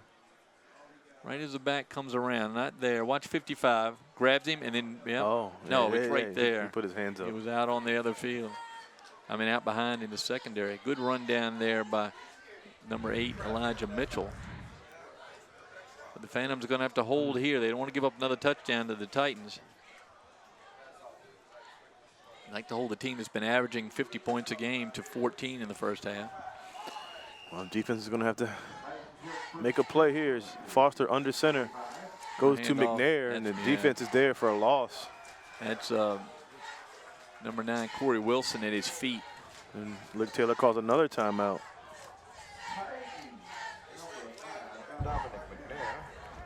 Timeout. Offense. So Blunt's going to talk to his defense and say you got to hang on for another 35 seconds here so we can go in this locker room, talk about the penalties, and enjoy a tie ball game, play this 24-minute game against these Titans. Exactly what we thought we were going to see. Absolutely. A lot of hard-nosed, rushing football. And this is historically what this game has been about. It's been about hard defense, close games, with the exception of that Harbor Park massacre. Well, the 54-0 game. All the games for the most part have been close and hard-nosed. Yeah, they have been. And it's been, again, it's a great matchup, great rivalry. 2nd and 12. Foster back to pass. He has time, a flag on the play, and it's going to be another penalty. Yeah, and then 2 flags on that. There's 3 flags down out there. It's got to be offensive pass interference. There's a push-off to get open, and the ball was overthrown. Yep, and the Phoebus defense indicating a penalty against the receiver. There might be 2 penalties against Lake Taylor actually on this one. Donnie Young's been busy out here, his crew. Well, they called offsetting penalties. Here he goes. Holding, offense. Oh, yeah, he definitely pushed Pass interference, defense. Those penalties offset. Replay. Pass interference on Phoebus is absurd. Oh, my goodness. But It's offset, so it takes time off the clock. 28 seconds to go here in the second quarter. Still 2nd and 12 for the Titans as they quickly come to the line of scrimmage. I think they made a mistake on the call. Yeah, they made a mistake on that call. That was supposed to be a pass interference on the offense. I They're going to certainly thought discuss that's it. what it was, and then they call offset, and the back judge and field judge are going to come over and Yeah, talk. they're going to talk about that to the because I referee. thought it was an offensive pass interference. As you see, the drone man is up here discussing it with his crew. It's a Peninsula District crew, Frank. Get to the point where Herman's starting to put the striped shirt on and grab his whistle down there, and he may head down to the field any minute now. Okay, now they're going to push Been him a back. busy night. Yeah. So here comes Donnie We Young. have holding offense, pass interference offense. That 15-yard penalty will be assessed from the previous spot. 2nd down. So that's a lot of yards. Let's see what that does to it. 2 penalties takes it back, give him the 15-yarder. So the ball is going to go from the 37-yard line back to the Titan 48. So it's 27 seconds left. 2nd and 12 from the 37. Line judges getting ready. Here we go. Foster under center. Fakes, back to pass. Pressure by Phoebus, and they're going to bring him down. Sacked by Phoebus. That's number 51, Austin Gilliam. Gilliam, the sophomore, 5'10", 240, at the feet of Foster, and now holds the KG quarterback. Takes him down for another 10-yard, about 10-yard loss. Now they move it up to the 40, so a 8-yard loss. You should see the pressure by Gilliam double teamed. Matched up, but then comes on through. Man, nice play. And that does it for the half. So we've got a tie ball game here at Darling Stadium, 14-14. The Phoebus Phantoms and the Lake Taylor Titans. We'll be back with you in just a few minutes for the exciting second half of this game.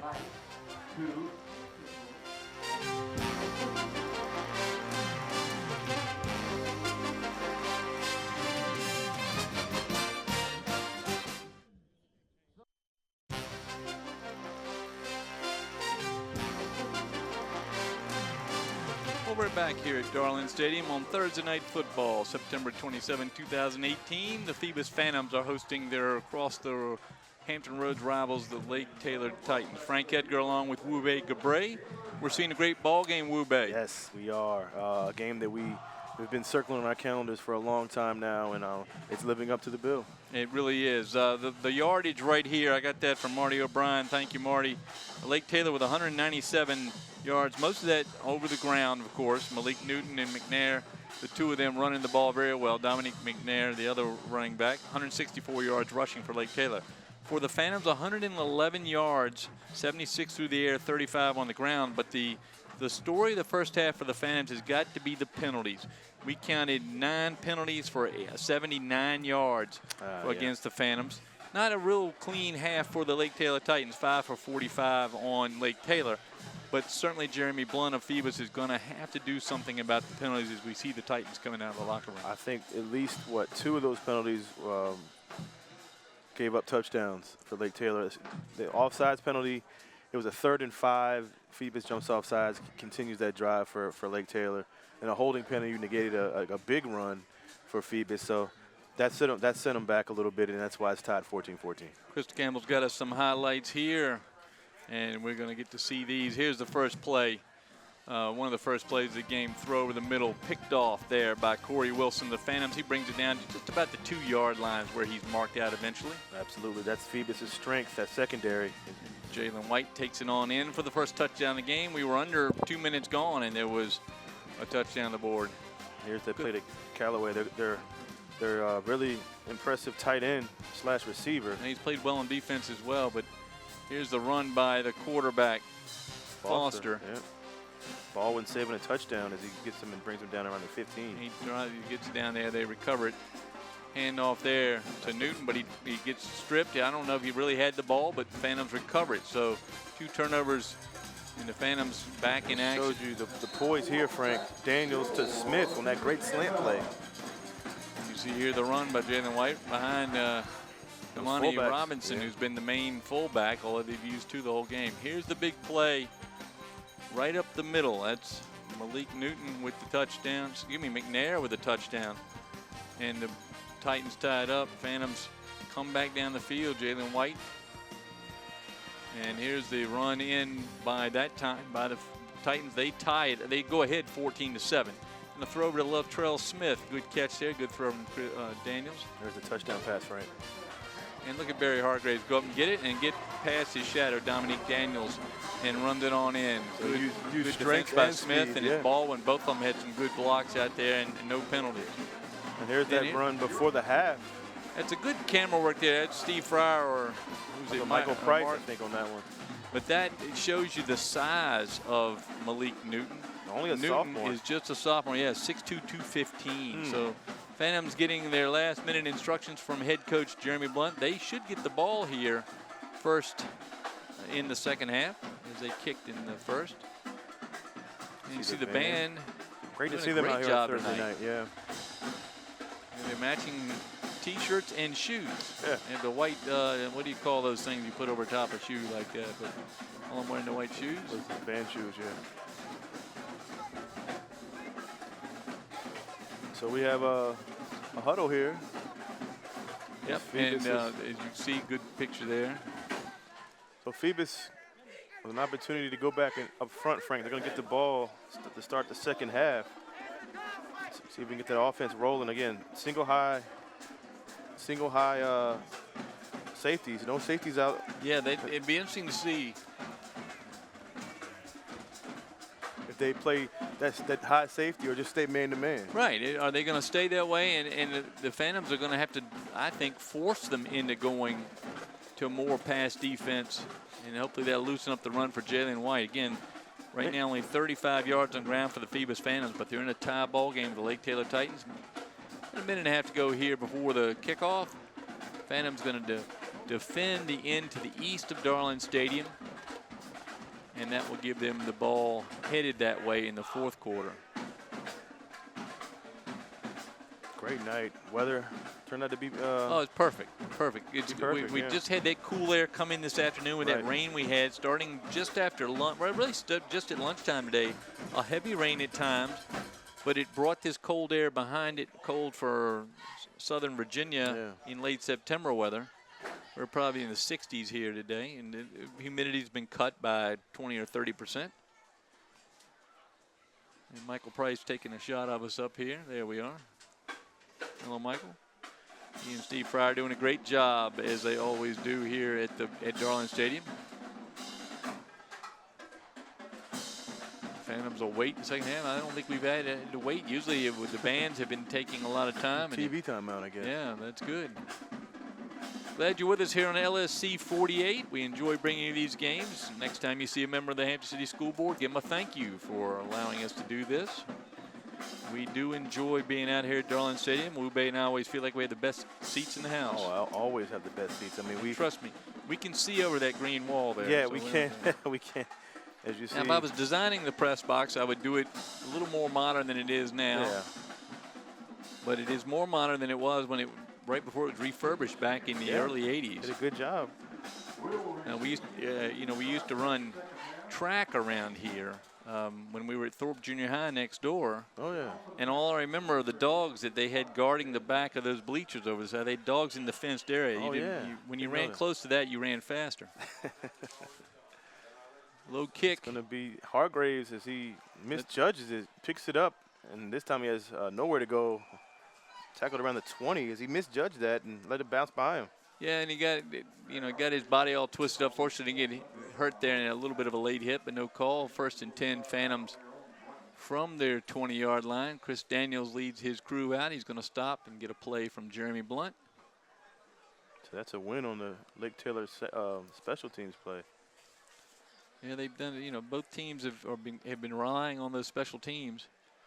Phantoms now going to rely on that front line to see if they can't move those defenders of Lake Taylor, who played extremely well against the Phantom offense. 1st and 10 from the 20.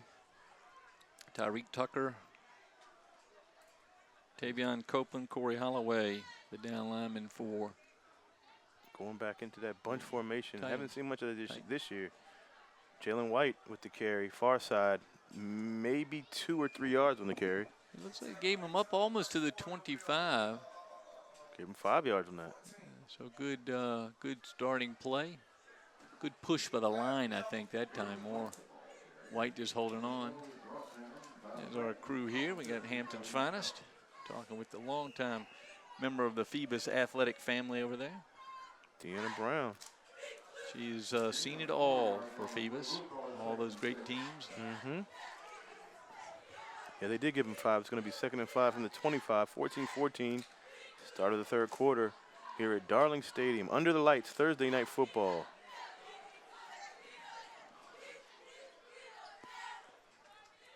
Daniels, shotgun, back to pass. It's going to go deep. He has Latrell Smith, has a step. It's going to be overthrown again. He's open, and that was very close. A much better effort by Daniels and Smith. It was Raylan Manley with the coverage, and Smith had a step on Manley. He did, and the ball was in the right spot, just a little bit overthrown. So 3rd and about 5, maybe the 6. I think they started him on the 21, so 3rd and 6 for the Phantoms. Blunt gives his quarterback a pat on the fanny and sends him back in with a play. So it's going to be 3rd and 5 from the 25. Good sideline help tonight for the Phantoms. A lot of good help over these high schools here. See what kind of play they both in the community and in the school. Absolutely. High snap. Daniels on the rollout. It's going to go deep to Hargrave, and Hargrave just misses it. He had a step on. He had a step on us, number 6, Pierre Royster. Well, I think Jeremy Blunt is going to be pleased with those efforts on those passes. Much sharper than they were in the first half, and just out the reach of Barry Hargraves, who, if he catches that, he'll never catch it. Oh, he's still running. So 4th now and 6, and Anthony Wallace is going to come out in punt formation. Back goes Dominique McNair, the senior tailback and punt returner. Those are the plays you have to connect on with a team like Phoebus. Got to make those plays. Wallace with lots of time, end over end punt, and McNair gets it at his 40. Good tackle. And he's tackled down there by the Phantoms, number 21, Jaheim Valentine. 5'10" junior. Back up nice free effort. safety and wide receiver. So good punt from Wallace, good tackle by Valentine, and the Phantoms go on the defensive side against this Titan offense that has been averaging 49.5, so 50 points a game. They have 14 through the first 2 quarters and a piece.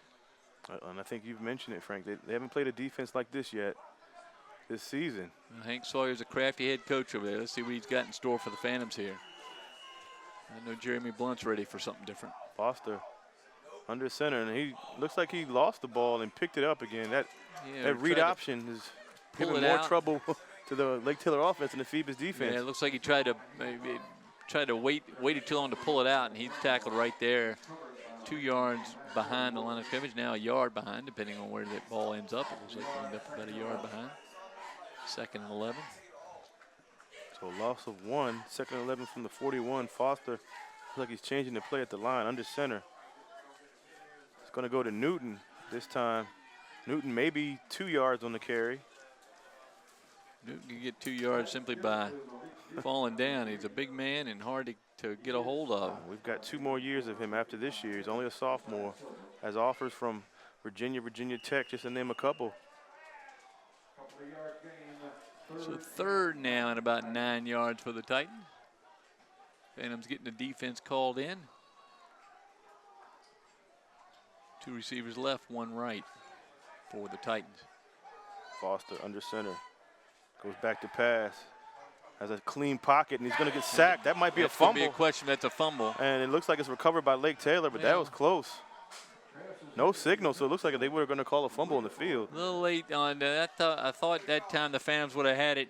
Trayvon Hayes kind of hesitated, and that cost him. They pick up more yards on the ball knocked out. They're going to call it a fumble. So it's going to be 4th and I guess they picked up 5 yards on that. No tuck rule. Latrell Smith back for the Phantoms. The punter, I believe, is Dominique Daniels for the Titans. And they get enough players on the field.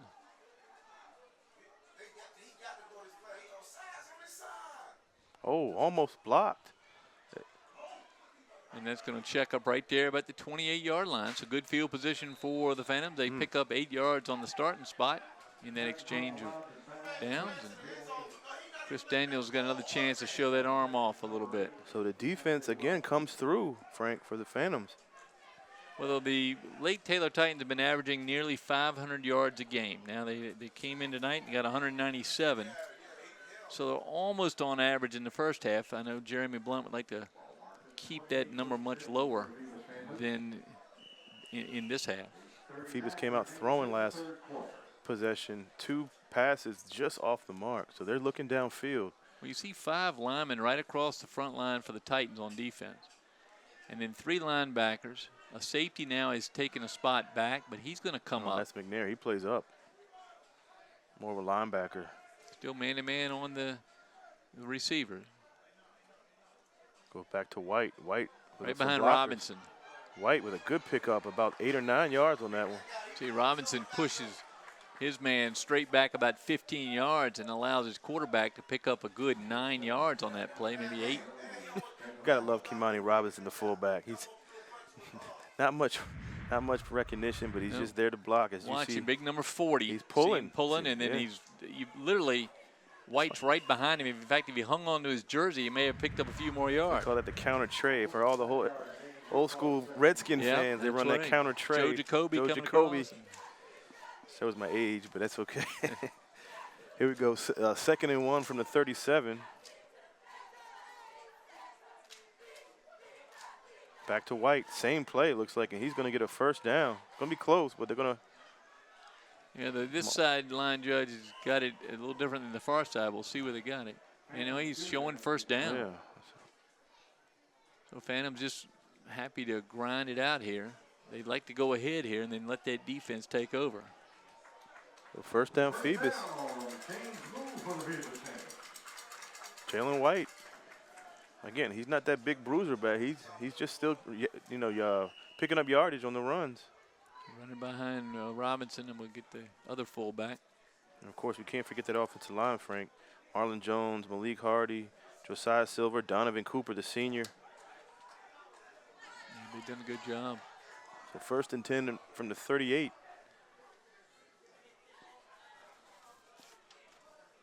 So Terrell Daniels, he's also a tight end. He's in the game. As Daniels keeps, and it's going to be a slam. That used to be a penalty. I'm not sure if they still call it. No, they didn't. They certainly didn't there. I don't know why he didn't pitch the ball, and that's what Jeremy Blunt's saying. Why didn't you pitch the ball? It'll save you a lot of headache, literally. And Holloway, outside linebacker, 6'2" senior. He's been all over the field on offense and defense with the tackle. Well, Daniels thought he saw a little opening there, and it was imaginary. As he pays the price for that decision. So 2nd and down and about 13 now for the Phantoms.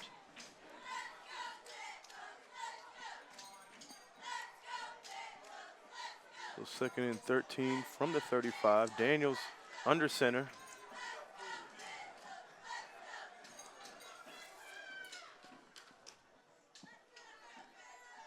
This time it's going to be number 7, Anthony Turner. Anthony Turner with a big run. He gets a first down along with a slam, but first down Phoebus as they go to the sophomore running back, 6'1", 177 tailback, Anthony Turner with a great run. And high karate kind of tackle by Dominique Daniels picked up 2 more yards for the Phantoms. And another hold. Look at this. Unbelievable. Good block. Another no one. Hold. Oh, they called a hold. Oh, man, I didn't see that. Oh, man. I can tell you right now, the Phantom coaching staff can tell exactly which official's throwing that. As I understand, it's 4. One official, but that's it's been called all night long. 25-yard line now, 2nd and about 15. It's going to be 2nd and 20. Excuse me, 23. 23, yeah. Yeah, that cost them big. Yeah, that was a big run. Yeah, the Phantoms, I know they had plenty of conversation in the locker room about the penalties, but no change on the field yet. Single coverage again here as you see Latrell Smith all by himself on an island. Daniels back Right to across pass. the It's middle. going to be incomplete. They're going to call It'll be probably pass yeah, interference. It's going to be interference on Daniels, I believe. Both receivers could have been open. Oh, it looks like he was looking at Hargrave. Smith was also open. Yeah, Smith was open as well. They're both coming in the middle. So the discussion here on exactly what to do with that penalty. Pass interference on defense.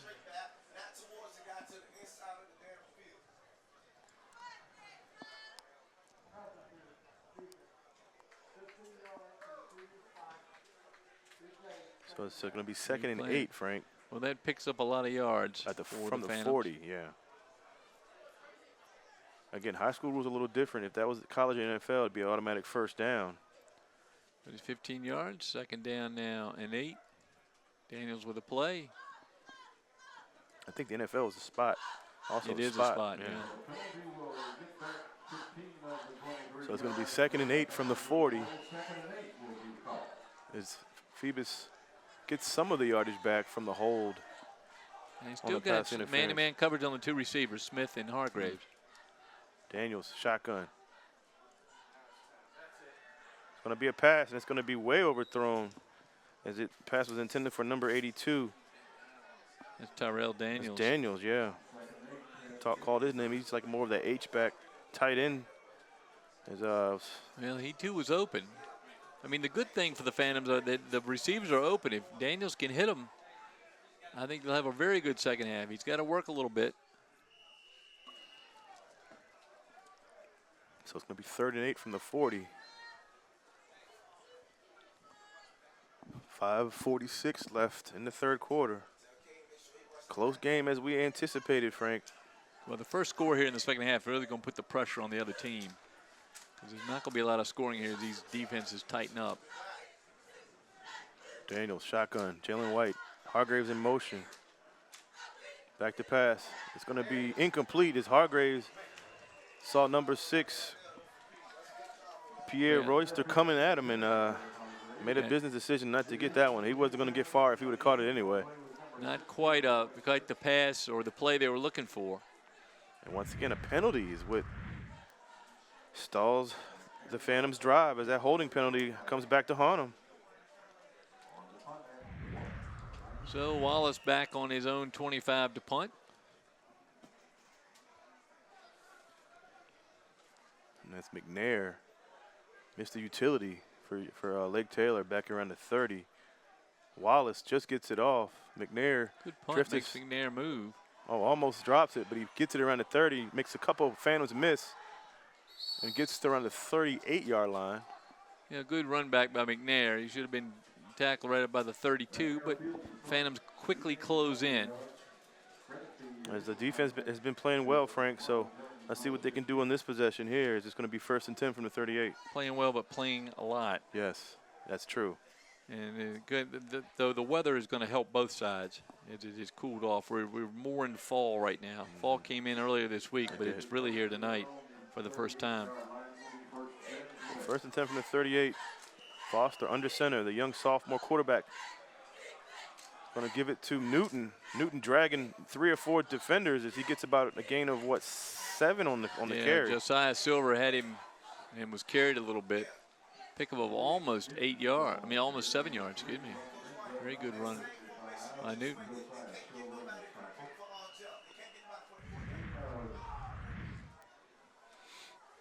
You see there, Newton is right up the middle. He just pushes his way through. So 2nd and 3 from the 35. Foster again under center. Gonna go a little handoff there, and that's Newton again. And he stopped at the line of scrimmage. Another huge 3rd down, Frank. 3rd and 3, maybe 4. Well, the defense has played well. He played well situationally. And Smith's going to tell him, let's spread out a little bit. Foster under center. This time he's going to keep Foster's it, and it's going to be short. Yeah. He pulled it out and tried to take it himself, and he ended up getting stopped by Newton, who's in front of him. Again, the defense is here to play. But again, you can't keep them on the field too long. The offense has to get something going. Yeah, they've got him. Looks like they've got him in a punting situation. Looks like they might go for it here. It's a tough play. I think Oh, you go with they're a gonna punt. Here yeah. he comes with a punt. A slight discussion about going for it. Yeah. So back goes Latrell Smith, the senior, 5'11", 172-pounder. He's been all over the field tonight. Hargraves on one side, Baldwin on the other with the two runners for the Titans. Decent snap. Oh, almost blocked. Offside of his foot. He's going to roll down. Going to take a Lake Taylor bounce at around the 22-yard line. No, actually a little before, I think. 21. Put it back to 18. I'm sorry, the 18, you're right. Yeah. Almost So, blocked. A good punt.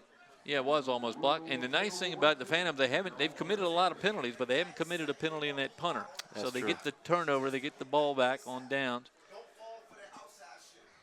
And here is the Phantoms. It looks like they're going to settle on the 19, kind of go right between where you and I thought it was. Out comes Chris Daniels. And we saw Anthony Turner, Frank, that sophomore running back on that big run. Of course, negated with a holding penalty, but. And he's kind of sitting in the wings, waiting. Yeah. Got Jalen White, Jr., and Turner as a sophomore. Well, you know in Phoebus how they have to wait their turn. Mm-hmm. Phantoms decide they're going to play with just 11. As Jalen White comes out. Again, Latrell Smith, Hargraves He's on going to be each Turner side. in the backfield. They're going to go to White. Oh, no, White's out. I'm sorry, that's going to be Turner. Yeah. He stood Turner's up. still running. Now he's down. He's up over the 20. A little confusion there. Turner in, White out.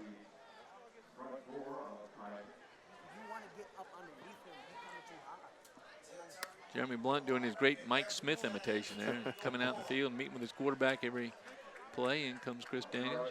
So they gave him one, Frank, 2nd and 9 from the 18. Dangerous field position here. Can't Very afford dangerous. for a turnover. Still man-to-man coverage with very little safety protection for the Titans. If they can get Hargrave on the move, there's nobody to stop him back there. Daniels under center.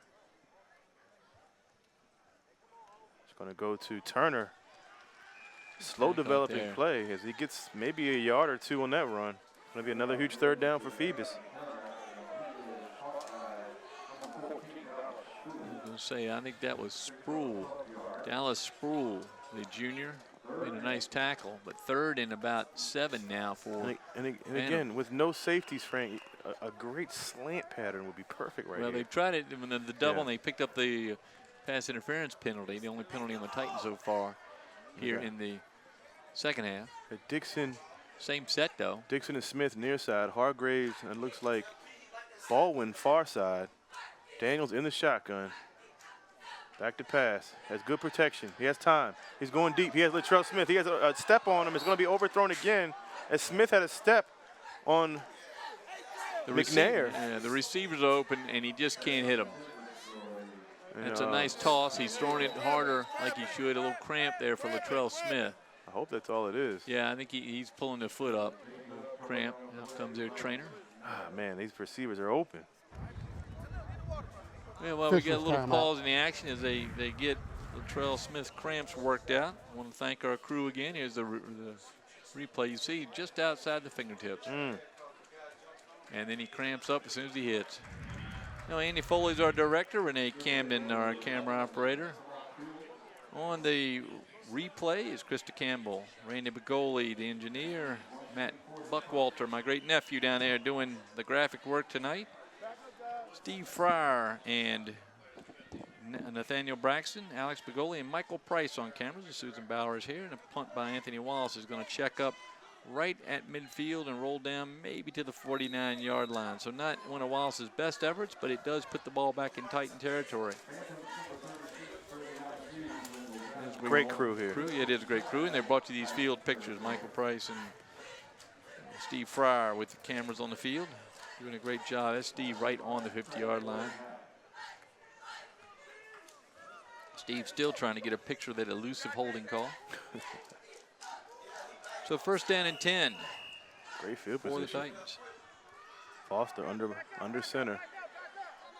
Phantom's looking for a turnover. This time it's going to be McNair on the carry, I believe. It was McNair tackled out there by Anthony Turner on his defensive roll. Grabs his feet, but not before McNair picks up 4. He's quick out of the backfield. Got 4 yards on that one. See Turner see what's going on and goes down, a great tackle there, leg tackle. Actually, that was Thomas, number 7, Brunier Tanya. So that's an incomplete pass. It's going to be 3rd and 6, another huge 3rd down. Brunier Thomas running. You know, they have mixed in a lot of players. Yeah. In fact, we haven't seen Dominique Daniels in this. I think Royster's been over there playing his cover. And don't know what the story is there. I see him on the far side. Leg Taylor fast, quick up to the line. Turner back to pass. It's going to be a pass, and it's going to be incomplete, right in the hands of number 23. That's Darius Spite. Yeah, Spade. Darius Spade. It had to go right off his hands. So another 4th down, another punt for Titans. So the Phoebus defense is holding up its end of the bargain. We approach the end of the 3rd quarter. You just believe if Phoebus can punch one more, defense will just unload. So I say the next score is going to be a biggie. Yeah. And Spate looks like he probably thought about running before he caught it. Ron Davis, I believe, on the tackle there, 27. So let's see if low snap, and it's going to be blown dead. Too much time, I think, by the Titans. No, that's going to be dropped by the illegal substitution. Holy mackerel. Prior to snap, illegal substitution. Another penalty. So mistake Phoebus. on the Phantoms that time. 5-yard penalty. So it's going to be Second what? 4th down. and a half. Cost him 5. It's going to be 4th and 1. What does Lake Taylor do here? Come on, Calvin, you said that shit. And the problem is if they turn the ball over, or if they turn it over on downs, they give the Phantoms really good scoring. They're going to try to get it back in the end zone. The way this defense has been playing, pin them back as far as you can. You put Hargraves back there. Nope, here they go. They're going to switch it up. Timeout taken by Jeremy Blunt. That crafty veteran coaching over there, Hank Sawyer, trying to catch him off guard. Phoebus. So the timeout here, first one taken by the Phantoms. Timeouts are going to be important. So the illegal substitution cost the Phantoms these little penalties. That's a 5-yarder, but it cost them big 5 yards and because now you possibly think more. Lake Taylor has some thoughts of maybe taking this 4th down here. You said special teams are important. That time special teams makes a mistake, and I don't know where it was with player or coach, but the mistake cost the Phantoms. Oh, they're going to go for it here, Frank. 4th and 1 on the 42.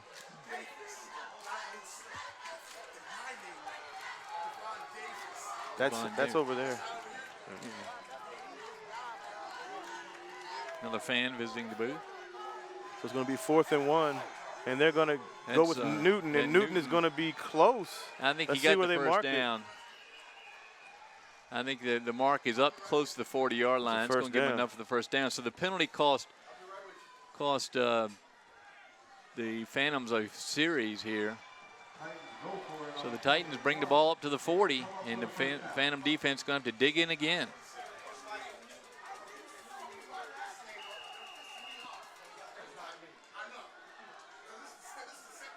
So there we go. The running back is McNair, I believe, off the right side. He's brought down quickly, but not before he picks up a couple of yards.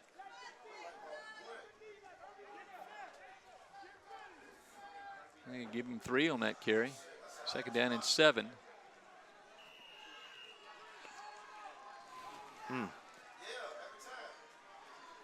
Change in the line for the Phantoms. Big number 70 rambles off. So 2nd and 7, yeah. Now you're giving Lake Taylor That's momentum. Foster that kept it, took it out of the hands of McNair and kept it. He's down across the 35. Again, Frank, like you said, penalties. That 5-yard penalty gave them the ball with a 4th and 1 and gave them momentum going into this drive here, and that's going to be another huge 3rd down.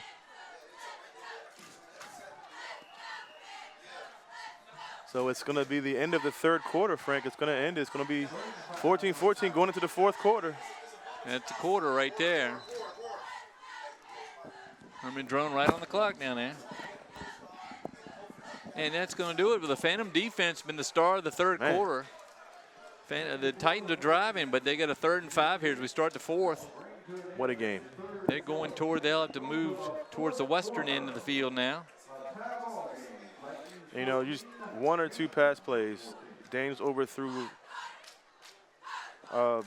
Hargraves and Smith a couple times. Yeah, Smith twice. Timing was off a little bit. I don't know if that's I think the couple just let him go a little bit, but his timing is off. The zip on his passes are much better now. Well, I want to send out our regards down there. We were talking about Jerry Noel earlier, the guy that runs the, he's a concessionaire at all stadiums in the area, including up in Charlottesville. I've seen him up there, but Jerry down there with his friend James Timmons, James Timmons, 2 of them sitting there. And of course, we got the Pearson brothers down there. Yep. Calvin and Dave. As I say, Mr. Pearson and Mr. Pearson. There you go. One of them was one of my principals in my life somewhere. 3rd and 5 now.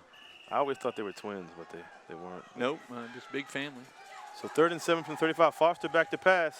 He's pressured. He's going to have. It's a hold in the back. I would hope that's a hold. It's a flag on that was thrown on the Lake Taylor side. It's got to be a hold. I think there's going to be something. Back on the 39-yard line. Hope it's not offsides or anything. Well, the flag came in after the play started, long after the play started. The ball's going to be placed, if it's good, up near the 1st down marker, but I think you got a penalty on the near side. Jeremy Blunt almost out there now in the huddle. Coach of Phoebus takes great pride. There's flags on both sides now, as I see one over there on the 30 behind where we're blocked off by the huddle. So you got flags on both sides.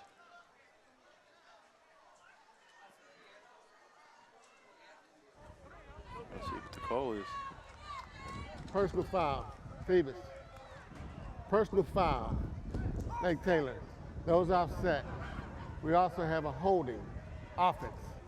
That So penalty holding on. force 10 yards from the spot of Get the a little bit foul. of a break there. We play 3rd down. Didn't really see the personal foul. I think it must have been the 2 of them tied up were right at the end of the play. So it's going to be 3rd and what, 19? Just 3rd and 10, I think. No, excuse me, 3rd and 15. See, no, they keep going back. The hold in the backfield. So we go back almost to midfield. Wow. Big penalty. Huge penalty. So it is 3rd and 19. Whole different look now for the Titans. As they were driving, that took away basically that series of downs they got on the illegal substitution.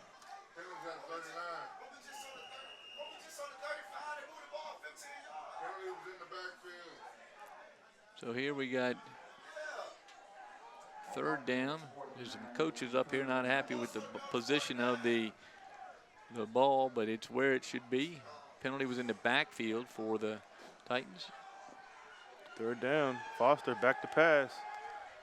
Happy feet in the huddle. He's going to throw. It's going to be he's got almost his eyes picked on off. it and knocked away right at the last minute by number 12, not Jalen White.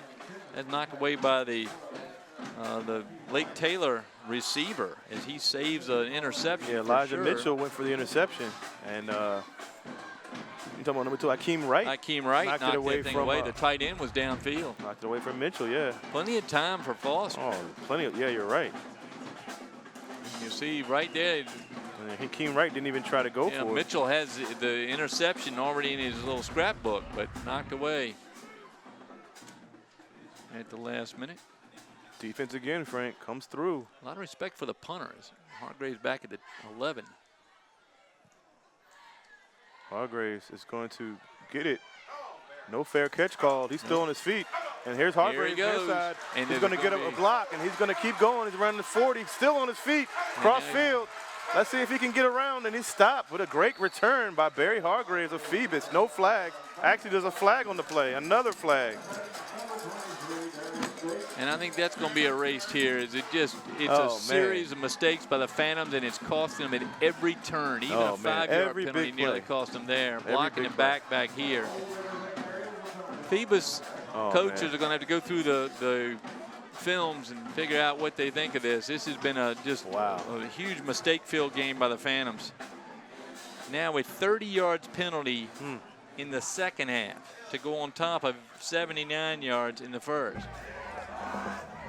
Little block in the back on the return team. That's going to take the ball back to the 10-yard 10. penalty from the spot of the foul. First down. Great return by Hargraves. And it shows you the speed of Barry Hargraves. He looks like he stopped and had a drink at some point. Let's see if we can see it here. Oh, didn't see much. He's going to take it back 10 yards, back to the 15-yard line. I thought he was going to take it back more, but that's where it is. Well, the good news is they still have the ball. 14-14 tie, 11-12 left in the game. And the Phoebus coaches are beside themselves with the number of calls. And, of course, once they unload on the officials, they'll go and unload on the players when they look at the film tomorrow. And then they have practice on Saturday. They got a game coming up early next week. Tuesday against Woodside. Making up for the lightning/hurricane loss of games they've had. So they go from one powerhouse to another in a matter of, what, 4 or 5 days? Yeah. Chris Daniels under center. Chris Daniels under center. Jalen White gets the carry, comes near side. This time it's no hold as he stays in bounds and then goes out of bounds later. No holding call. Good play. Yeah, no holding call. By Jalen. It looks like he is close to a first down. It's going to be a yard short. Pierre Royster on the tackle that time, number 6. You see, Daniels back on the field, number 9. They've switched out the defensive assignments for Lake Taylor. Holloway, number 11, of course, the dominant presence on the line. A lot of low numbers playing defense for the Titans. A lot of them play both ways.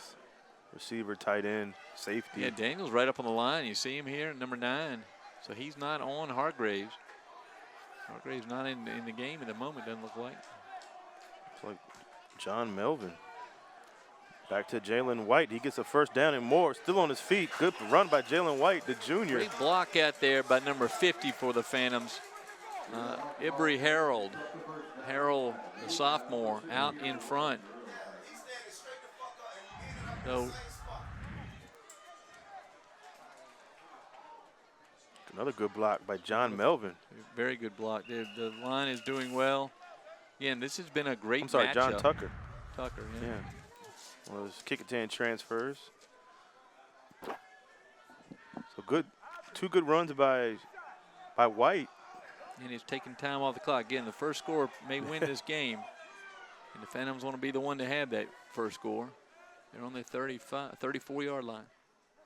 Daniels under center. Goes back to White. White stood up, still on his feet. Down about 36. Tough young runner there, Frank.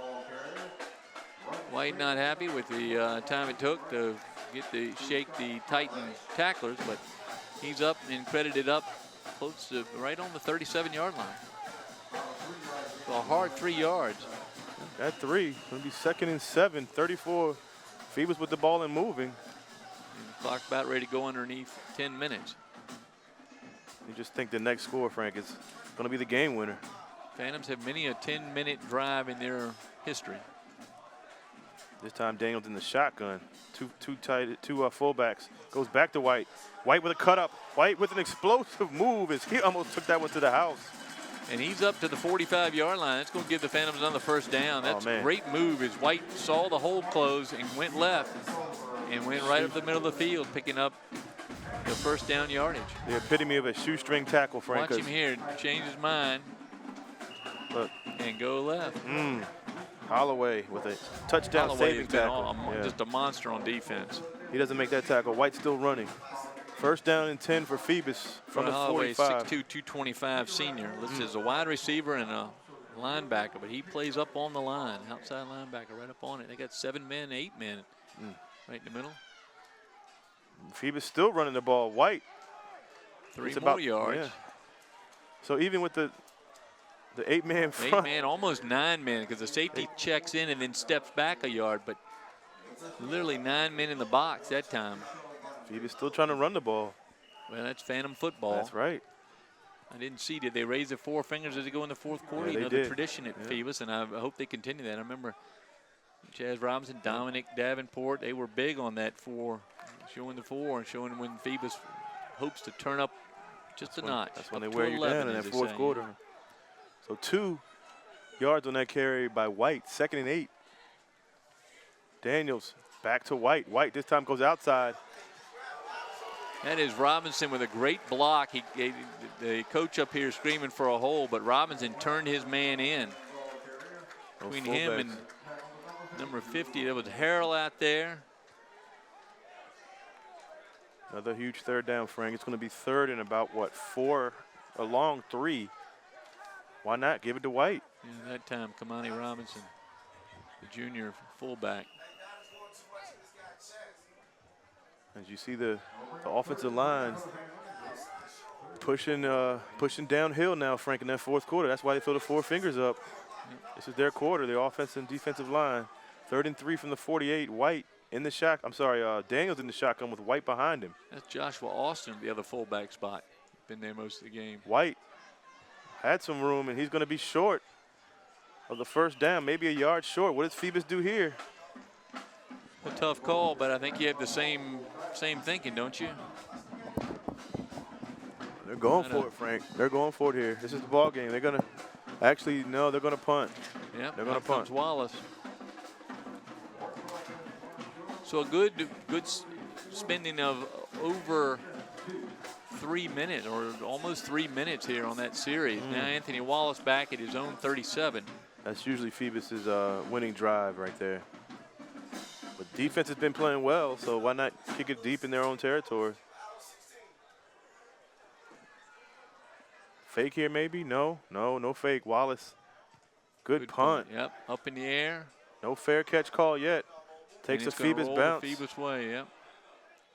Check up right about the 14-yard line. So 1st and 10, Lake Taylor with 7:35 to go in the 4th quarter in a 14-14 ball game. Glad you're with us here on LSC 48.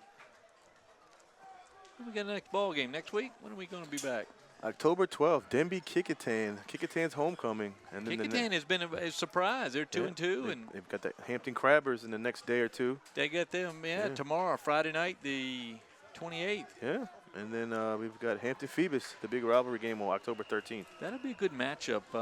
Hampton's coming off another loss, 1-2 on the season so far. That time the blockers were held up and the running back stayed behind them. And Newton is brought down up over the 17, looks like. Gets to the 16. I thought Newton would get the ball more tonight. It's been mostly McNair. Yeah, he's shown McNair certainly early. Yeah. Newton's starting to be the workhorse now, and with their yardage in the first half at 164 yards rushing, 64 that was Foster on the you're right. On the one.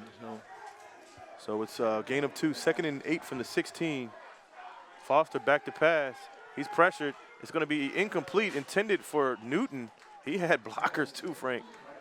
Well, that time Corey Wilson pushed his man back into the mix. He was locked up with number 51, Tavion Copeland, and he pushed Copeland back towards Newton and made it a little more difficult to catch that little pass. So here's another huge 3rd down. If they stop him here, they'll be punting from their own end zone. Kamani Robinson checks in for the defensive line. And if he plays anywhere like he does in the fullback position, he'll get some.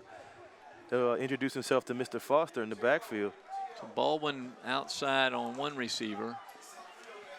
2nd and 8, Foster pass. On the other one. It's going to be complete to Callaway, but Phoebus defense is all over. I think that's Tylen Baldwin out there. He had him man-to-man and was able to hang on to him and get some help. That's a great play by Baldwin. And it's going to be a punt by the Titans here. And they're going to be close to their goal line on this punt. As you see Foster complete to Callaway, but Baldwin's all over him.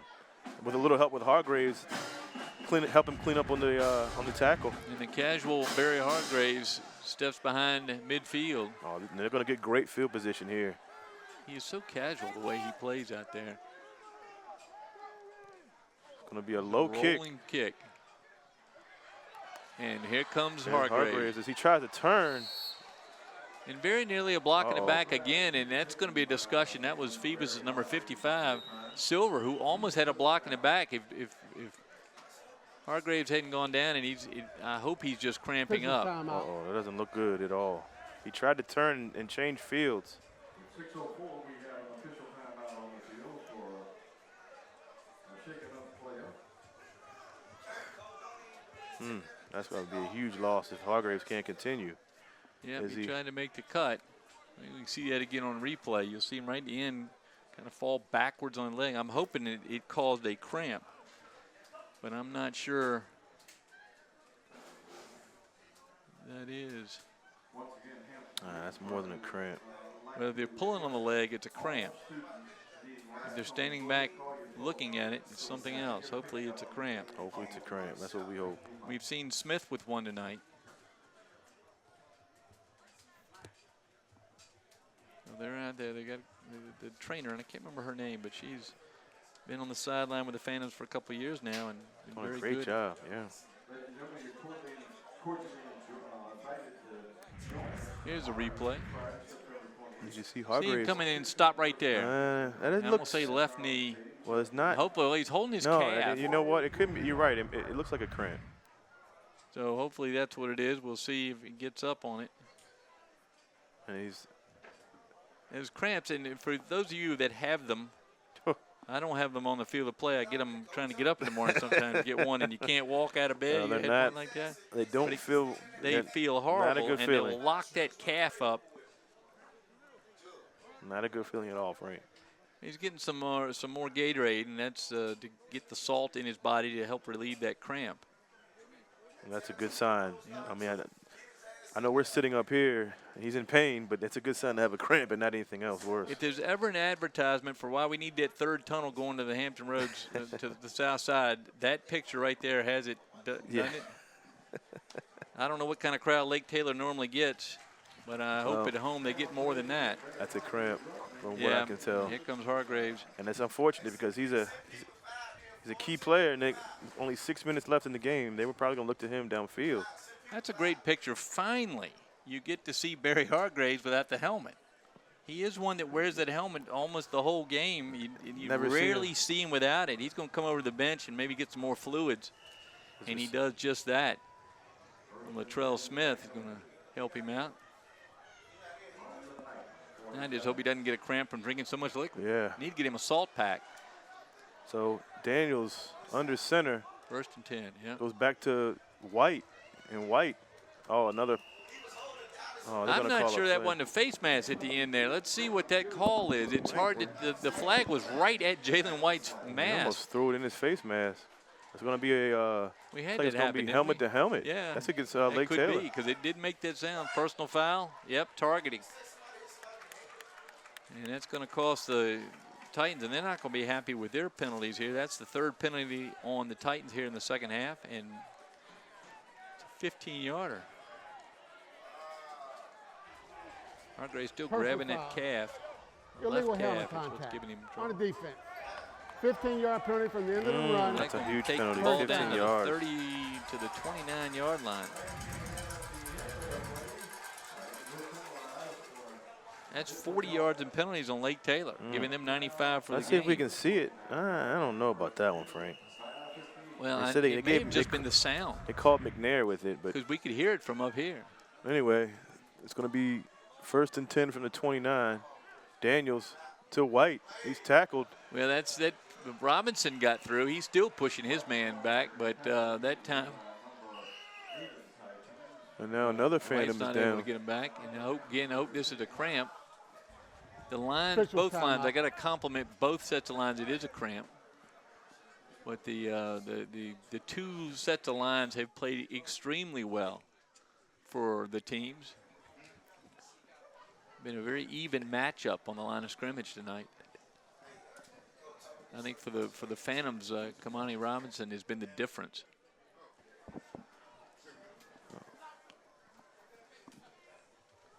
So it's going to be 2nd, and I don't know if he got anything out of that one, but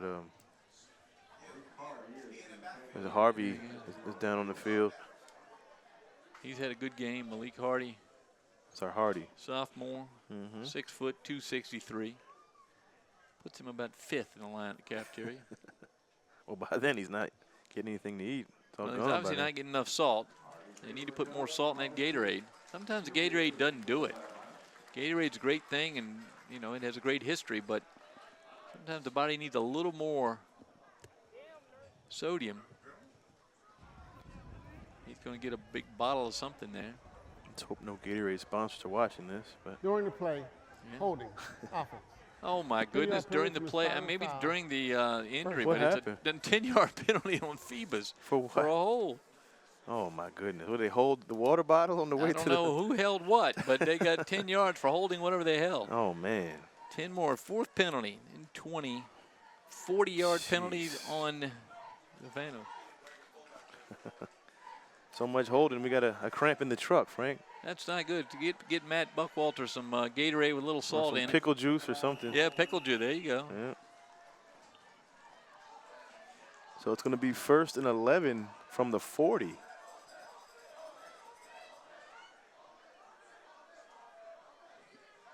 Daniels pointing out direction here. He's in the shotgun. It's going to be And it's got to be a moving false on start. unless Gotta they be against- encroach, but they're pointing towards Lake Taylor. Dead Prior to the ball. snap, encroachment. Oh, that's going to be Encroachment. 5 more yards. Phoebus is going to get 5 yards. So there are two teams trying to figure out which coach is Still going to be first madder down. tomorrow about penalties. And they're even here in the second half. 4 penalties apiece. That time Lake Taylor picks up their 40. That's 40 through 45 yards. Good sign. Hargrave's 5 back in the yard game, Frank. See if he can push off on that leg. 1st and 6. Good blocking up for Daniels. Plenty of time. He's Daniels going to Hargraves. deep. Hargraves is at the- open, at the but step. again, right Oh, over his. Just missed him again. Overthrown.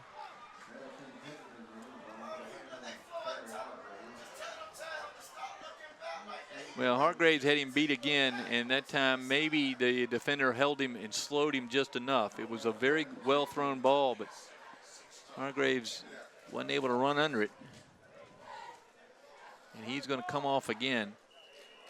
I think, what, about 3 or 4 throws, Frank, were. Oh, but at least 4, yeah. He's just been probably 2 yards too far. Yep. Phantoms now with 5:05 to go in the 4th quarter, looking to score here one way or another. Even if Wallace, who's working out feverishly with kicking net, can get a chance to put them up by 3. So it's They going got to to be get close. 2nd and 16. Daniels to White. White, good run by White. White with a great run as he is up over the 30 down to about the 28-yard line. And that's about 5 yards after contact with Jalen White. You wouldn't think that he would bounce off tackles. Not the biggest guy. 178 pounds, yeah. You As see you him here. But with 2 fullbacks, I mean, he's got 2. Contact right there, and then he keeps on going and puts his hand down and is able to drag himself down another 4 yards. And McNair on the tackle. 3rd down. Where's Barry Hargraves? We hope he's out there on the field. Hargraves not out there. It's Nope. going to be Smith and Baldwin at receivers. Baldwin goes far side. Smith near side. Jalen White in the backfield. Daniels in the shotgun, rolls out. It's going to go to Smith.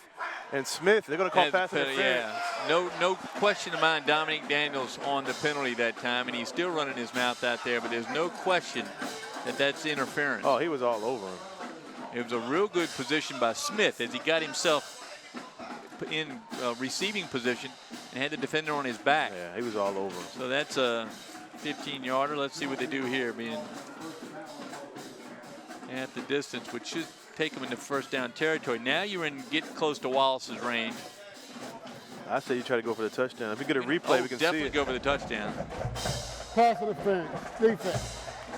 Half the distance to the goal, Down. 1st down. Be about the 14-yard line. Here's the Just like play replay. here It's a now. little rollout Plays at by the bottom Daniels. of this bottom right of the screen. Throw quick down. You can see Couldn't he was really already see. on him, Yeah. and they'd already knocked him down. And flag thrown quickly. Daniels up to the line very quickly. They're at the 19. I'm assuming the 14. Daniels and Robinson making room for Jalen White. Jalen White's still on his feet. He's No whistle I yet. think he's still on his feet now. He's just stopped.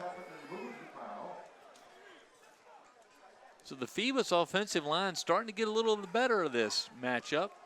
That Titan defense, they've been out there a long time this half. Phantoms down to the 10. Have to get to the 4 for a first down. Clock still ticking, Frank. 3:37 and counting. So they're clearly within Wallace's range now, but they sure would like to put their touchdown on the board. So 2nd and 6 from the 10. They may keep it on the ground, keep that clock running. Still single coverage on the outside. They're going to pass. Daniels is going to pass. He's going to look at, it looks like he was going to Kimani Robinson, the fullback.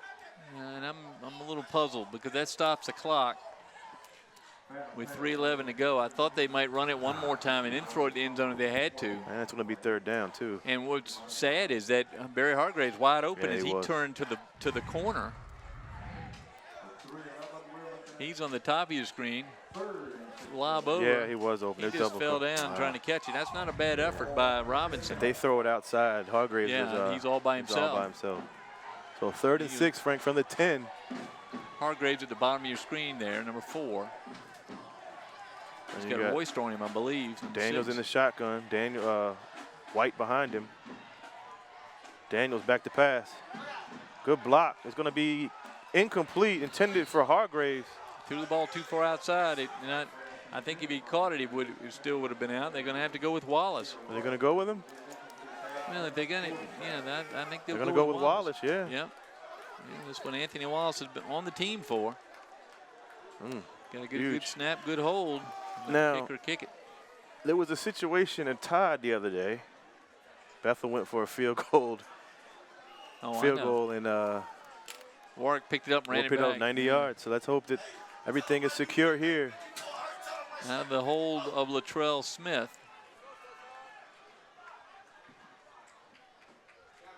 Good snap. Good snap. It's up, and that is going to be good. And Wallace has put the Phantoms out. We've Frank, seen Anthony Wallace come on as a young man. I mean, and he's that's gotta grown up be in the last couple years. Right, the pinnacle, at least so far in his career, as he boots it through. And with 3 minutes even to go, it's 17-14. The Phoebus Phantoms here at Darling Stadium on September 27, 2018. Thursday night football. It was about a 27-yard field goal. Yeah. So Wallace, a weapon. We call him. Well, he's been good all night. He's had one, I think one punt that was a little shorter than he wanted, but even that one went straight up in the air and let the receivers come, the defenders come underneath. But you remember the play, Frank, on the kickoff. Yep. Great swib kick. And Phoebus pounced on it. And Just little things on special teams can make a huge factor later on, especially going into the playoffs. Well, Dickie Van Dyke's going to tell him to kick it with all his might. Try to put it back there, up in the air and back on maybe the 5 or the 10 and let his defenders there as Coach Van Dyke. So we got to, yeah. So now the defense, Frank, they got to come to play in this last 3 minutes left in the game. I don't think folks appreciate the number of assistant coaches that help with these teams, the long-time assistant coaches. Van Dyke's been there with Phoebus a long time. He also coaches kickers from around the area. Hank Sawyer's did the same thing over there, a group of young men that like to come out and coach a little football, and they learn from the master. And they come back, former players, and they have Santonio Jones, who's a former player, David Floyd, Michael James, and Lamont Britt, all assistant coaches for Coach Hank Sawyer over at Lake Taylor. 2 state championships over there. Wallace in Norfolk. As he's gonna, up in the it's gonna air. be a short kick. Surprised by the short kick. Number 23 for the Titans is wrapped up at the 30-yard line. That's Darius Spate. Thought maybe they would kick it a little further, but the defense has been But playing that's well. all right. They've Yeah. got the ball. It's down. It's safe. And the Titans are going to start on their own 29-yard line. 2 minutes, 52 seconds to go here in the 4th. Lake Taylor's hung on to all 3 of their timeouts. Phoebus with 2. Here's Coach Van Dyke talking to his kicker. See the long flowing blonde hair coming out of the helmet. He's going to be a weapon, Frank, later on in the year. We're going to need him. You know, the Phantom defense is going to continue a great second half here. And they're facing this mighty Titan offense. So Foster under center. Foster's going to keep. That's what had that big play last game is he's going to get a few yards out of it. 5 yards on the carry. Yeah, that time number 22, Trevon Hayes had a good tackle. Pickup of about 6 yards for Foster, and the Titans are going to go quickly as that clock's still running. 2nd and 4 from the 29. Phantoms just need a turnover or hold them on, not let them get a first down. Foster back to pass. It's going to be Oh, that was a great play. Almost offensive interference on the receiver that time, Corey Holloway, who had to put his arm out to stop the defender from going around him and picking it off. Great defense by the Phantoms. Hey, Baldwin read that one, Frank. And Baldwin's coming out. And must have had his helmet come off or something. He's disappointed. Replaced by number 27, Devon Davis, 6'1" senior. So they're going to go back. They're going to go to Davis' side. He has receivers open. He's going to go to him, and that's going to be complete. Yep, caught out there. He had all the time in the world. That's Royster with the catch. Pierre Royster, number 6. And Baldwin comes right back in. And I think Davis comes out. His helmet must have come off or something because he came off quickly. So now off comes his replacement, Devon Davis. Lake Taylor at the 44. They're driving 2:10 and counting. 17-14 Phoebus, 4th quarter. In this highly anticipated matchup between these two powerhouses. Foster to throw again. Foster going downfield. He has Malik Newton. They're going to call a pass interference, and he makes the catch. Actually drops it, but they're going to call pass interference. Did he catch it? Yeah. Hayes. He says he caught it. I don't know if he caught it. I don't think he did. They're going to say catch. Discussing it.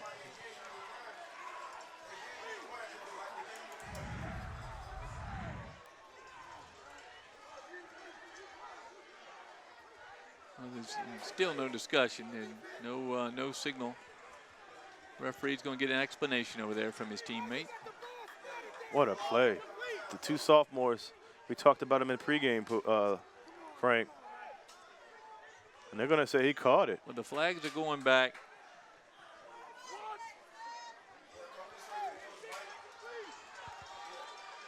And it's going to be a catch.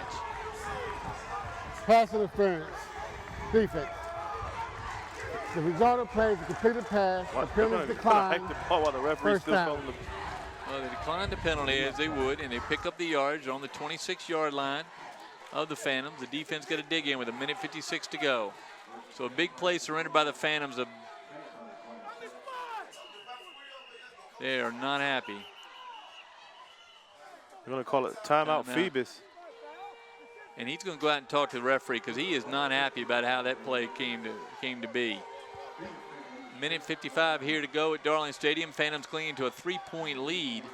Two big plays by the Titans. As you see, Coach Blunt wants an explanation. Let me run that replay one more time, and we can see what Coach Blunt may have seen.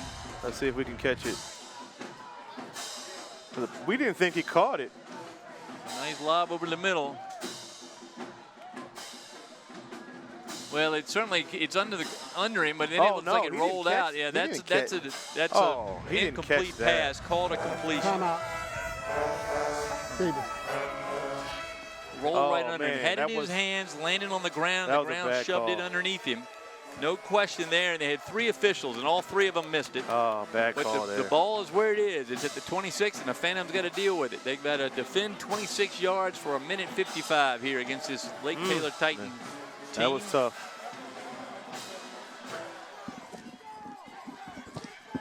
So Foster gets away with one. Phantom's going to have to make him pay. Foster under center. Here comes the Newton train. And that's what you're going to see. Clock's going to continue to run. Titans are going to go very quickly. They're going to call 1 or 2 plays. Tries to even take this break. He was trying to he was trying to substitute.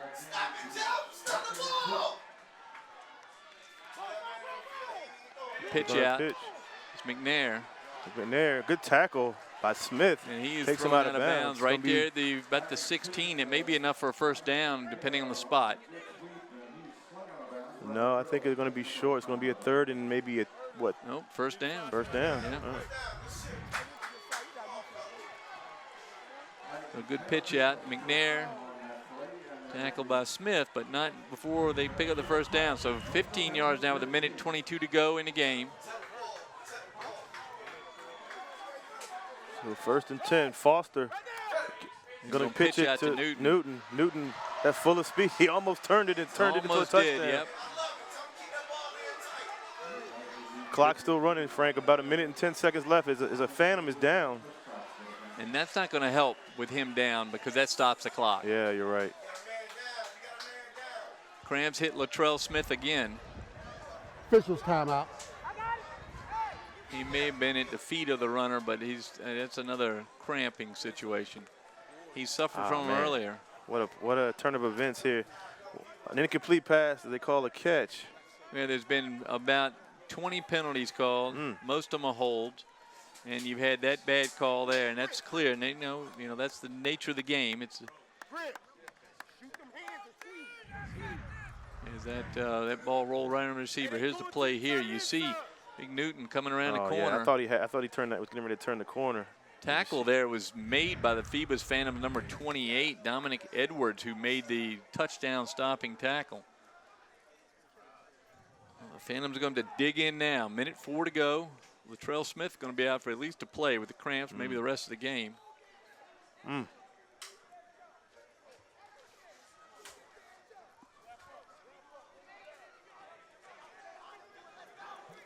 The Titans averaging 49.5 points a game, now standing at 14 where they've been since early in the second quarter. Yeah. The Phantom defense comes back out.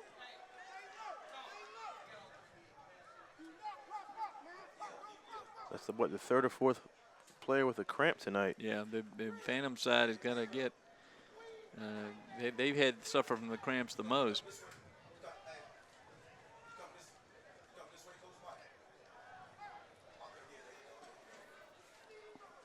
You know what, Dan? We can look at that catch again, Wube, and maybe Marty O'Brien wants to take a look at it as well. See if we can get back to that catch. I know I'm taxing Krista. A couple plays back as we watch Smith get up, and a crowd gathers here in the booth to see if they can't catch that replay. Smith gonna come off.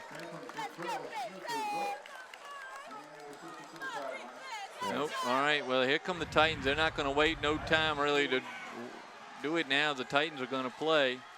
Here comes a throw, and you see it roll right underneath his legs. And there's not a catch. Wow. But it is. And the Phantoms deal with it. They got the ball. The Titans had the ball on the 10. 2nd and 5. Here comes Quarterback Foster around the end. And a good tackle. Yeah, another Phantom's got to come out. 55, Josiah Silver with the saving tackle. So Foster showing his ability to pick up yards. He picks up 4 there, 3rd down and 1. Phantoms need to stop it here and at least put the decision on the leg of the Titan kicker. Baldwin way out on the left. The referees are not paying attention here. It's going to be 3rd and 1 from the 10. Foster goes to McNair. McNair up the middle. He may have got the first down, but he stopped. Going to be a first down for Lake Taylor. So the clock's still running. Now it stops for the first down. Going to be what, at the 3-yard line? Well, it's going to be an epic drive for the Titans, or a monster stop and a memorable stop for the Phantom defense. Here, 34 seconds, clock ticking. Titans trying to score here. 1st and goal. Newton right up the middle. Nothing. Stop. Nothing. And they can't celebrate too much. Why are they running this way? Got to get back and get ready because the Titans take a timeout. Okay, a little time there. I don't know what that was about. They lose a yard. I think they might have lost a yard on that one. 21 seconds to go. Now here you have to watch Foster with the keep because they're all biting to McNair and Newton. Yeah, you got to watch all 3 of them. Yep. McNair, Foster, and Newton. Timeout. And I'm sure that's what Jeremy Blunt is emphasizing to his defensive linemen and the linebackers. Keep an eye on that ball. Again, you said it earlier, Frank. This is probably the best defense that Lake Taylor, if not, have seen so far, maybe the whole season, until they get into the playoffs. You got to be charged to somebody. That's got to be Lake Taylor's timeout, isn't it? Yes, and they have. They only have 2 left. They I still thought only they have had 1 left. I think. 2 left. So they got time to work this 21 seconds.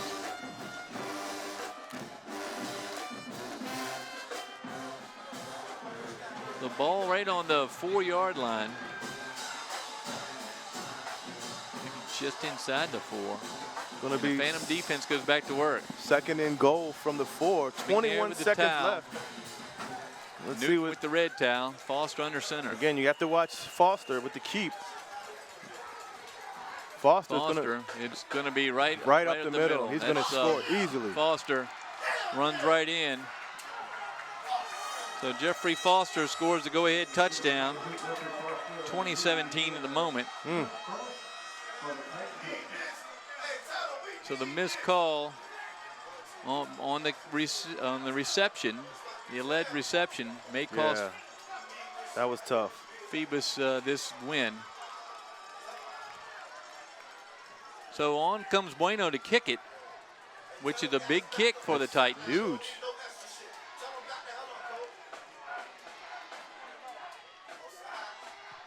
That's going to be good. Kick, I believe, is good. So 17 seconds to go here at Darling Stadium. The Titans have taken the lead 21-17. And the Phantoms are not going to be happy with this crew. Good run and play here. And what do you expect? Hargraves Foster's right behind McNair, and he scores easily. So the Phantoms need a little magic here with 17 seconds to go. I'm sure they'll have Barry Hargraves back. What a play. We have great disappointment on the Phantom side. Yeah, you hate to.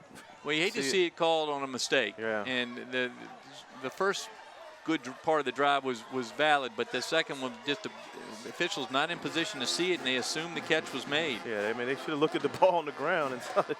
Right, catch between his knees, yeah. I think the referee's on the far side of the field and didn't get an opportunity to see it. Jeremy Blunt will have a lot to talk about, but right now he's going to try to work a little magic. Latrell Smith, Barry Hargraves back for the Phantoms. Both of them suffering from cramps tonight. Well, Smith stretching out. We've seen crazy things here at Darling Stadium. So let's see what can happen here. Phantom fans have gotten off their seats, but they're waiting. And the rhythmic arm swing of the Titans. They're going to kick it away. This is going to go to Smith.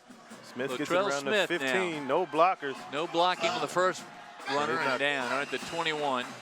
Clock stops at 11 seconds to go. So the Phantom's going to have to come up with a Hail Mary here. They do have St. Mary's Star of the Sea down there. We need a Hail Mary. We need something. From Phoebus.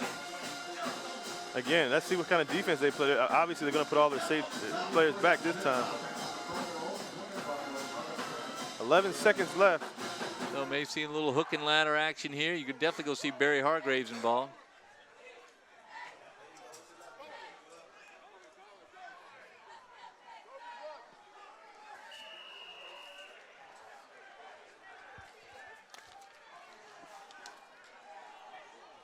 Coach Alonzo Coley here supporting his old team.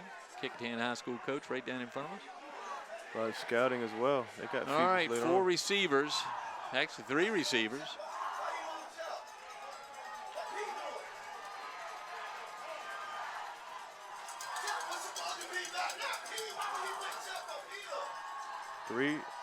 Daniels back to pass.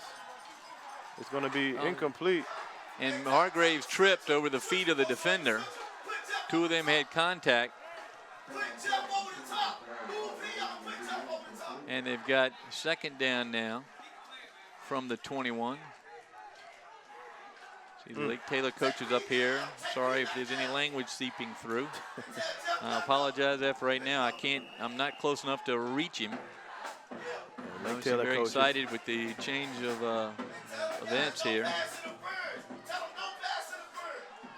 So 3 receivers right, 1 left. That's Baldwin on the far side.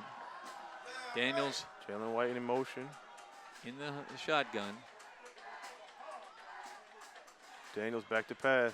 Has time. Now he's pressured. He's going to have to get rid of it, and he's going to take the sack, and that's the worst thing you could do. And that's the ball game. And that's it. And the Titans come away. No, they come away with the 21-17 victory here at Darling Stadium. They score less than half of the points they've been averaging all year, but their big points come on the drive there with a couple minutes left as they edge out the Phoebus Phantoms 21-17 here at Darling Stadium. So the Titans and the Phantoms are going to shake hands here. Yeah. And that's been an exciting ball game. Well, that does it here from Darling Stadium in an exciting game. We got the game we wanted to see. We got the ending we didn't want to see. But it was a great matchup between these two teams. And if they were still in the same division, we'd see them again in the playoffs. Yeah, right now, we will. Phoebus gets handed a 21-17 loss, their first loss of the season. Well, yep. They can't stop now. They got to look ahead at Woodside next week. They still got a matchup with Hampton. They got a couple games left. So got a couple tough games. Again, they can't rest. They got a game coming up in a few days against Woodside, and then the big one against Hampton in a few weeks. Tough one. The penalties cost them certainly in this ball game. That'll be a topic of discussion when Jeremy Blunt has a meeting with his team either tomorrow or Saturday. But congratulations to the Lake Taylor High School Titans. They played a great game, even without their big star, Javon Harvey, who leads the club across the field for handshakes. So on behalf of our team here at LSC 48 and on behalf of my partner Wube Gabray, this is Frank Edgar signing off from Darling Stadium with the final score here. The Lake Taylor Titans 21, the Phoebus Phantoms 17.